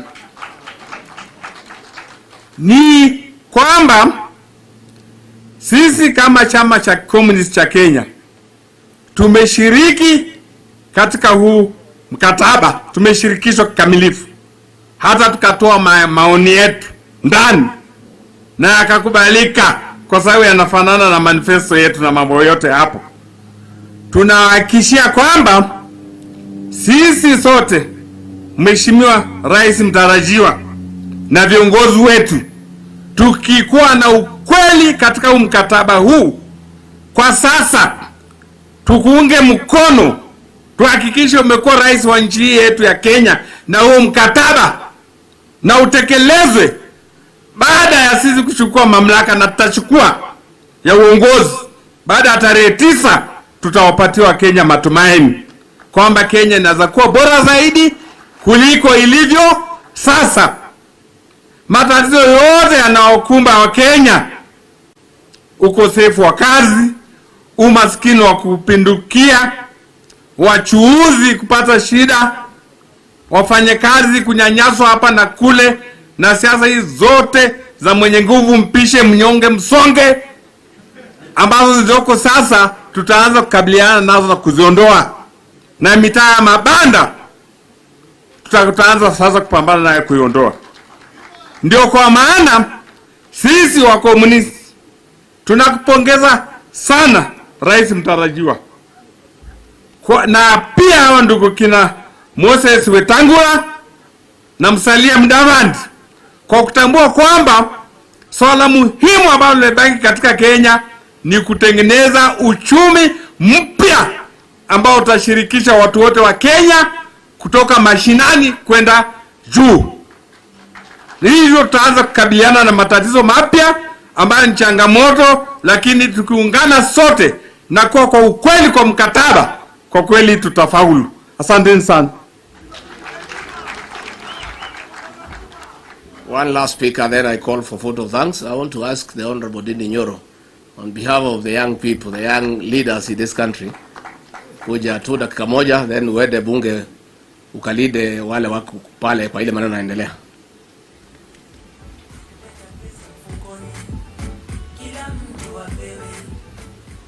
Thank you very much, Mheshimiwa Gachagua, His Excellency the Deputy President, na Rais wa 5 wa Kenya, na viongozi wetu wote na Wakenya wote.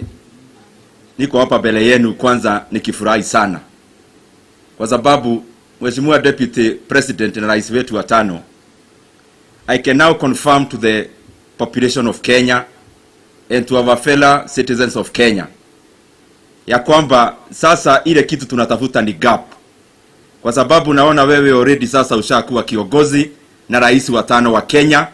Nikiangalia hii meza hapa, the front seats, the party leaders today ambao wametuongelesha, na Wakenya ambao wako kule nje wakikuunga mkono, nao naona ya kwamba tunatafuta gap na margin kubwa, na naona ya kwamba tutaweza kushida yule mtu wa kushidwa mara mingi by over 70% and above on the 9th of August. Na nikienda kumalizia, every country have their critical junctures, and I can see that this year of 2022 is a very critical year for Kenya. Just as China became the China we know today from 1978, and Japan in the 1868, and the UK through the glorious revolution of the 1688, and South Korea in 1962, after General Park became president, I can see the real independence of Kenya, and especially economic independence, is starting this year on the 9th of August. Lakini niko na jambo moja kwa rais wetu, kwa sababu ndiye kiongozi wetu wa Kenya, and the last responsibility lies on him. There is no fuel katika nchi ya Kenya, na tunajua watu ambao wanauza hiyo fuel wako katika serikali yetu ya Kenya na vioo kubwa. Hakuna gas imeenda juu. Yule anauza gas katika nchi ya Kenya ni kaka ya rais wetu ambaye walisaidimiana, ambaye ni handshake brother. Hakuna maziwa kwa supermarket zetu, na wakulima wetu wanauza. Yule anachukua maziwa kwa wakulima na haipatikani kwa supermarket. Ni viongozi wetu tu hawa ambao wanasubua wa Kenya. Rais wetu umepeleka bidhaa ya vitu zote wa Kenya wanatumia juu, kutoka uga kwenda mafuta kwenda gas. Juzi hata serikali yako through Warma wamepeleka hata bei ya maji juu through the water user fee by 300%. And the guys you are in your government wamekosa adabu kabisa. Leo nimesoma katika gazeti ambayo pia ni yenu, ile mlichukua ya Kenneth Matiba, mkisema ya kwamba mnataka kuanza renovation kwa manyumba za Wakenya, ati muanza na nyumba ya Deputy Rais William Ruto ambaye ni official residence hapa Karen. I want to challenge you guys out there, you murderers of this regime. Sisi wengine wetu ni watoto wa maumau, na kama nyinyi ni wanaume kamili, anzeni renovation katika nyumba ya Deputy Rais Karen, muanza na gate. Mtajua ya kwamba sisi tulipigania uhuru wa nchi ya Kenya. Mumetutapeli kiuchumi, mumetutapeli ki maneno ya siasa, na tunawaambia ng'o, tarehe 9 mwezi wa 8, nyinyi wote watapeli tunawaweka wheelbarrow, tuwapeleke nyumbani. Kenya iache ikitawaliwa na watu ambao wanaelewa uchumi wa Kenya na kwenye Kenya inaendelea. Asanteni sana na Mungu awabariki. Let me request our Governor Kirinyaga, Bijimiji and Waiguru come and briefly say something, alafu shangazi wa taifa, alafu ndio tufunge. Madam Waiguru.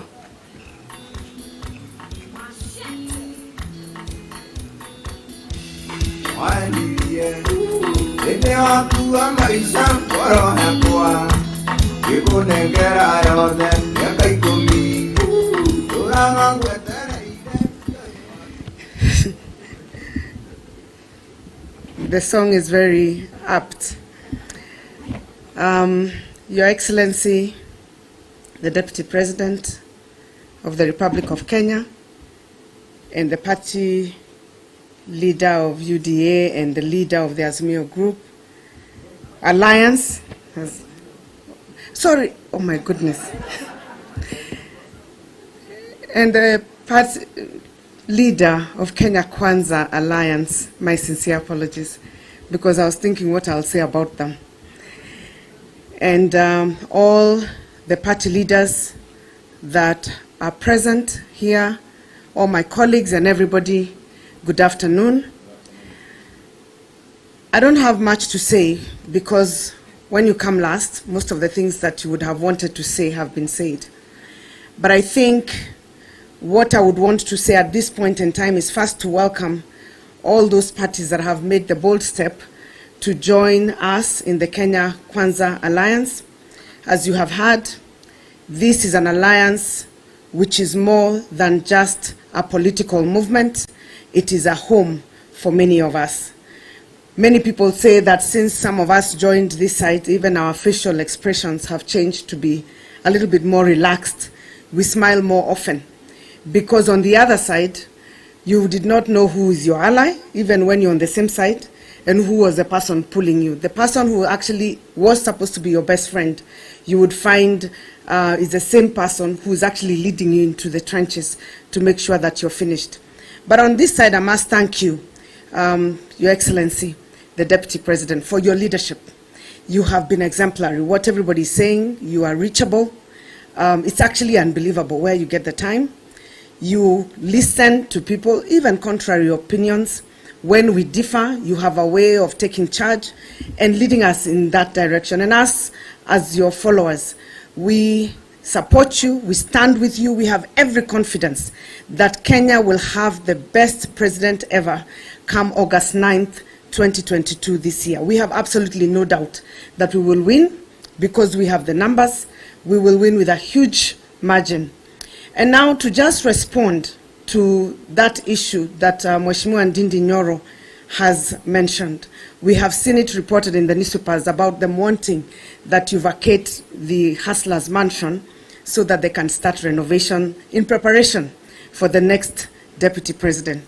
We would also, as Kenyans and members of Kenya Kwanza Alliance, request for first the vacation of State House for the preparation of renovation for the incoming 5th president of the Republic of Kenya. I think tuanze na kule juu, watuonesha example, akivacate to renovate, kwa sababu sisi tunajua president wetu wa 5 angependa pia kuingia huko kama kumetengenezwa vile inastahili. Sina mengi ya kusema, niseme tu asanteni sana, welcome home, and we look forward to forging a new Kenya, a Kenya that will uplift the majority of citizens of this country up, and we have every confidence that our bottom-up M-pesa Mfukoni Alliance, Kenya Kwanza Alliance, will deliver in August. Asanteni sana. Let me call Shangazi wa Taifa, the Honorable Aisha Njumwa.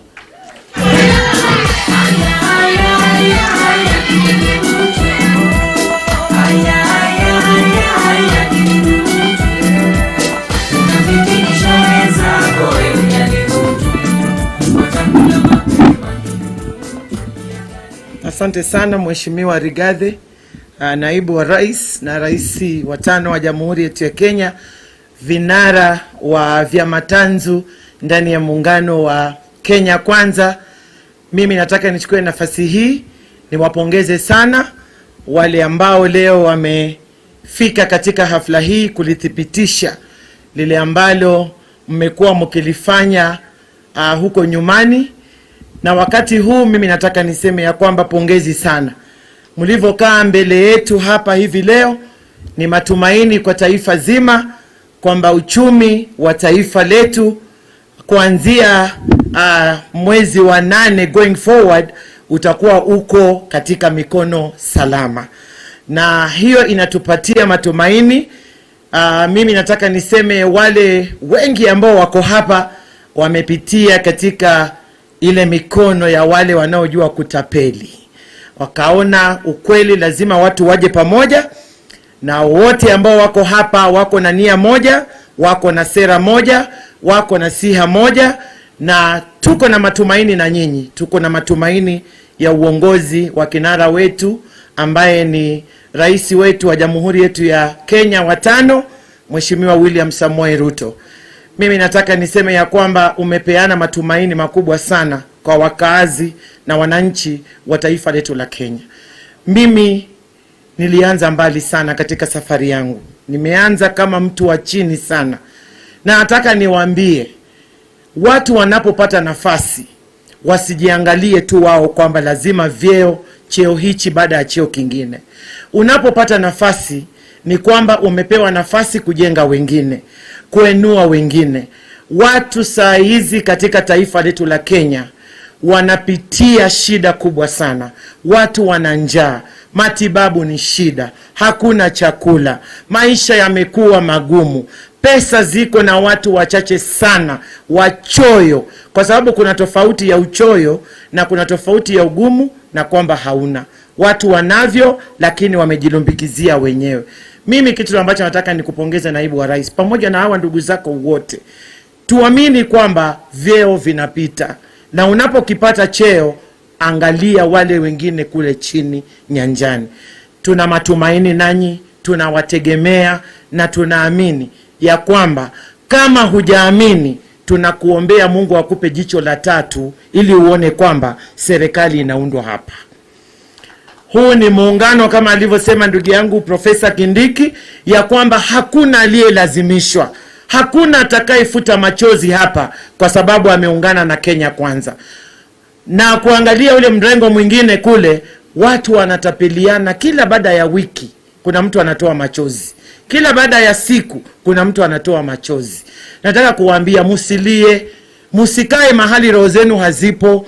Kujeni kwa Kenya Kwanza, mahali Kenya itaundwa, serikali itaundwa, Wakenya mahali wapo, sisi wote tuendelee. Tunawajua munalia gizani, lakini sisi tunawakaribisha mchana, tuungane, tuendelee na safari ya kujenga Kenya. Asanteni sana, Mungu awabariki, Mungu akubariki rais wetu wa 5, akupe nguvu na afya. Tunakupenda, tutakampenia, tutakupigia kura na tutalinda kura. Aisha, nimeambiwa ukibie bunge unatakikana huko. I want to call the last speaker, then I'll call the Deputy President to come and wait for us. The Chairman of the UDA party, Senator Johnson Mugama, come and say jambo, and then we'll call the Deputy President to wind up for us.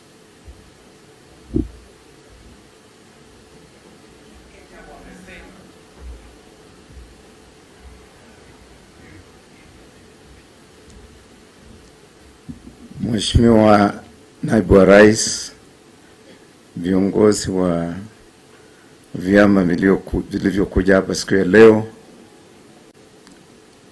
nikiangalia kila mtu amechoka, na wakakuitwa usungumze kama huu inakuwa jambo ngumu sana, kwa sababu nataka kuruhusu watu waende na una mengi ya kusema. Mimi ni mtu ninaweza kusema maneno mengi. Nimekaa pale nikasikiliza hotuba, lakini kuna jambo moja alikuguzwa nataka kuliguzia. Tuna historia ya nchi yetu ya Kenya.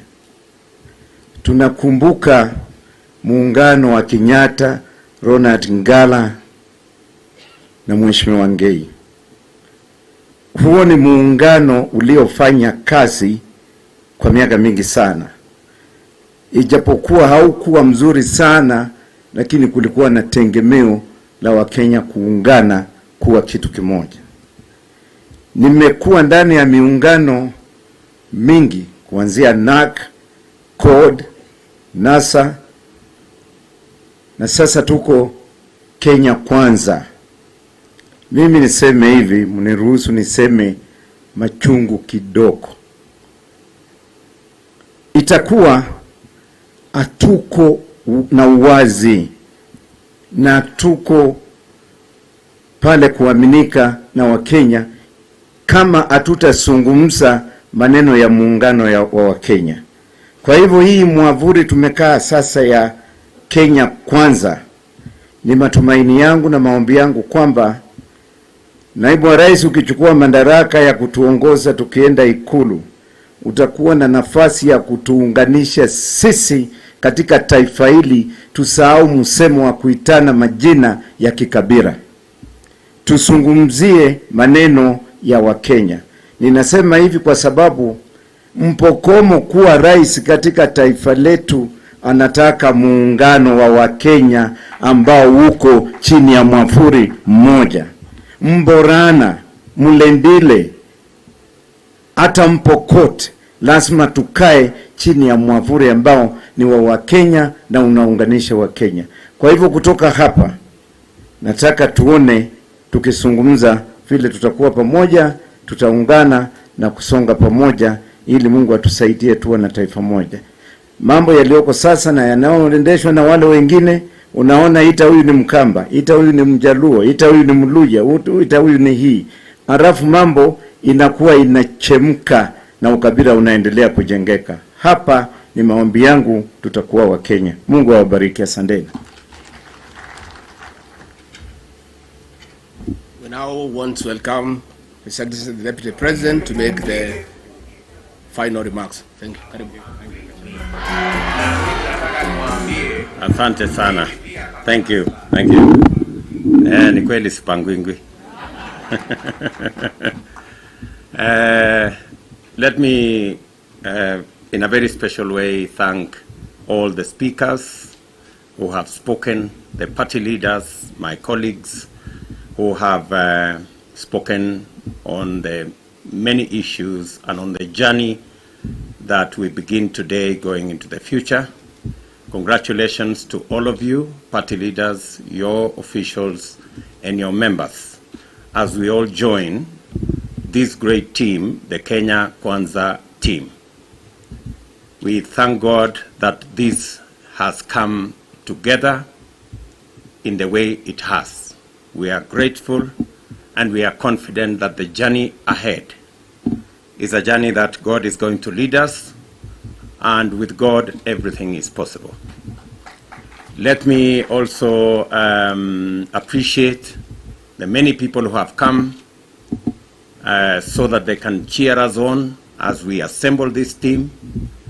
And as we now come to the conclusion of this function, let me just say two final things. Number one, I understand that we will have a new deputy president in a couple of months after the next general election. But I also understand that he will be, or she will be for that matter, a Kenya Kwanza deputy president. I'm very confident. And I want to tell the good people who want to assist us with the renovation that for Kenya Kwanza, renovating the residence of the deputy president is not a priority. The priority is to sort out the hunger of the close to 3 million Kenyans who today are sleeping hungry. There are many people who are obsessed with positions and with lages about leaders. I want to persuade them for a difference, that please, we have 3 million Kenyans today facing starvation. It is only inhuman if anybody thinks that while we have 3 million Kenyans facing starvation, that the priority is to renovate the residence of the deputy president. Secondly, I appreciate, because I respect my friend, the President of Kenya, when he asked me that he wanted a legacy for Uhuru Kenyatta, and he wanted to run this government differently. And I didn't want to stand in his way. I appreciate that he has delegated responsibility to many other people in government. But I think it's right for us to say there is a crisis in Kenya. There is a fuel crisis in Kenya. Adding on to the long queues everywhere. The long queues, even on a simple matter of SIM cards. We want to ask our people in the CA, please, be human. Kenyans are queuing everywhere. It is not necessary for them to queue for a SIM card, for them to be registered. We have enough time. What is this magic about Friday? The SIM card registrations can wait. Up to December maybe. It can wait. There is no crisis unless you are up to no good.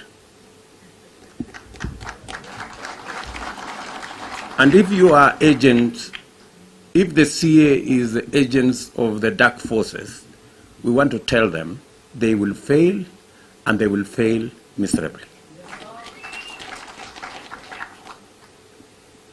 We asked the other day, and nobody has answered, about the Petroleum Development Fund. What is really going on with the Petroleum Development Fund? 39 billion shillings was in the budget, has been collected, and nobody is telling us what happened to that money. The president signed the other day the supplementary budget so that we can sort out the fuel crisis in the country. The fuel crisis in the country, the queues are getting longer. Surely, Kenyans deserve some answers. It is not enough for the Ministry of Energy to tell us long stories about there being there aboard. Money has continuously been collected. Kenyans have continuously paid taxes on fuel, and money has been collected under the Petroleum Development Fund. Where is this money? Where is it going? Why are the queues getting longer? We appreciate that the whole of government has been mobilized to run the Azimio project, but surely it cannot be at the expense of 50 million Kenyans. It cannot be so that we can have long queues everywhere. The Kenya Kwanza government will sort out many of the things. We will sort out matters to do with unemployment. We will sort out the cost of living. We will sort out issues to do with access to credit. We will sort out matters to do with universal health coverage. But I request my friend, His Excellency the President, surely we cannot wait for the next government for us to sort out the fuel levy crisis. The people who have been delegated that responsibility by His Excellency the President must either up their game or ship out so that other deserving Kenyans can sort out the matters in the Ministry of Energy. I think that's really the bare minimum we can ask as Kenya Kwanza, with a lot of respect, because we have a situation in Kenya, and I think the project can wait for a few days for the fuel levy to be sorted out, and then we can continue with the game and the music as we have always done. So with those many remarks, let me say, ladies and gentlemen, I'm truly grateful to each and every one of us who's been part and parcel of this great and successful occasion. I welcome all of you to the Hustlers Mansion for lunch before the renovations. Karibuni sana. Thank you very much.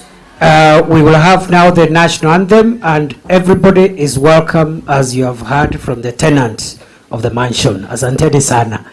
God bless you. Let's have the national anthem and the closing prayer. I don't know whether the bishop is still with us. Yes, Bishop, come, please come. DJ ngoja kidogo. Thank you so much. National anthem, East African community anthem, and the closing prayer. I want us to just bow our heads and then we pray. Our dear Heavenly Father, we come before you again. Better the end of the matter than the beginning. We are glad to have gathered in this tent, and this is a testimony of the good things that you are doing. As your word says in Matthew 20 and 28, just as the Son of Man did not come to be served, but to serve and to give his life as a ransom for many. I now pray and declare that the Kenya Kwanza team are going to fit in that scripture, that they shall be servant leaders. Even when we see our own top leader coming and giving a vote of thanks, that is a testimony of the servant leadership that we desire in this nation. And as the Psalm says in 27:13, that I am confident of this, I shall see the goodness of the Lord in the land of the living. We shall see the good of Kenya in this land of the living. And we are praying that even after the general election, we are going to rejoice again, because you are going to make it for the glory and honor of your name. Now, as your people live, we pray that you shall protect us. You shall cover us, even the leaders, against any bad scheme of the enemy, that the dark forces are defeated, and anyone who might want to do something that is not good for our leaders will be eternally defeated. In the name of Jesus, we thank you now, and as we depart, be with us, and let your good name be glorified above everything else. In the name of the Father, and of the Son, and of the Holy Spirit we pray. Amen. And now may the grace and the love of God be with us now and forevermore. Amen. God bless you.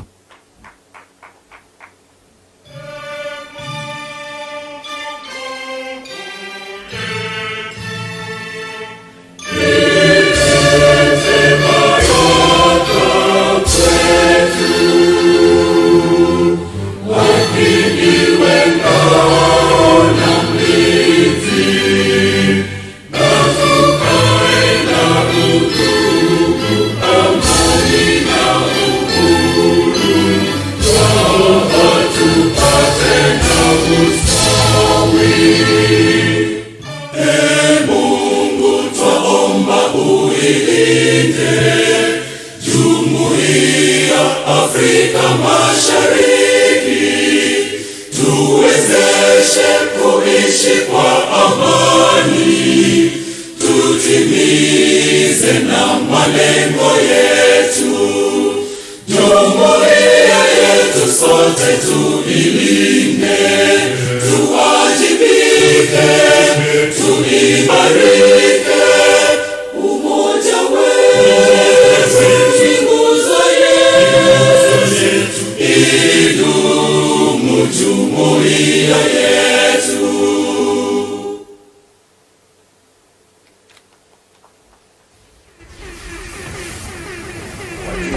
Vile Wakenya wamesema hawapangwingwi, kila mtu from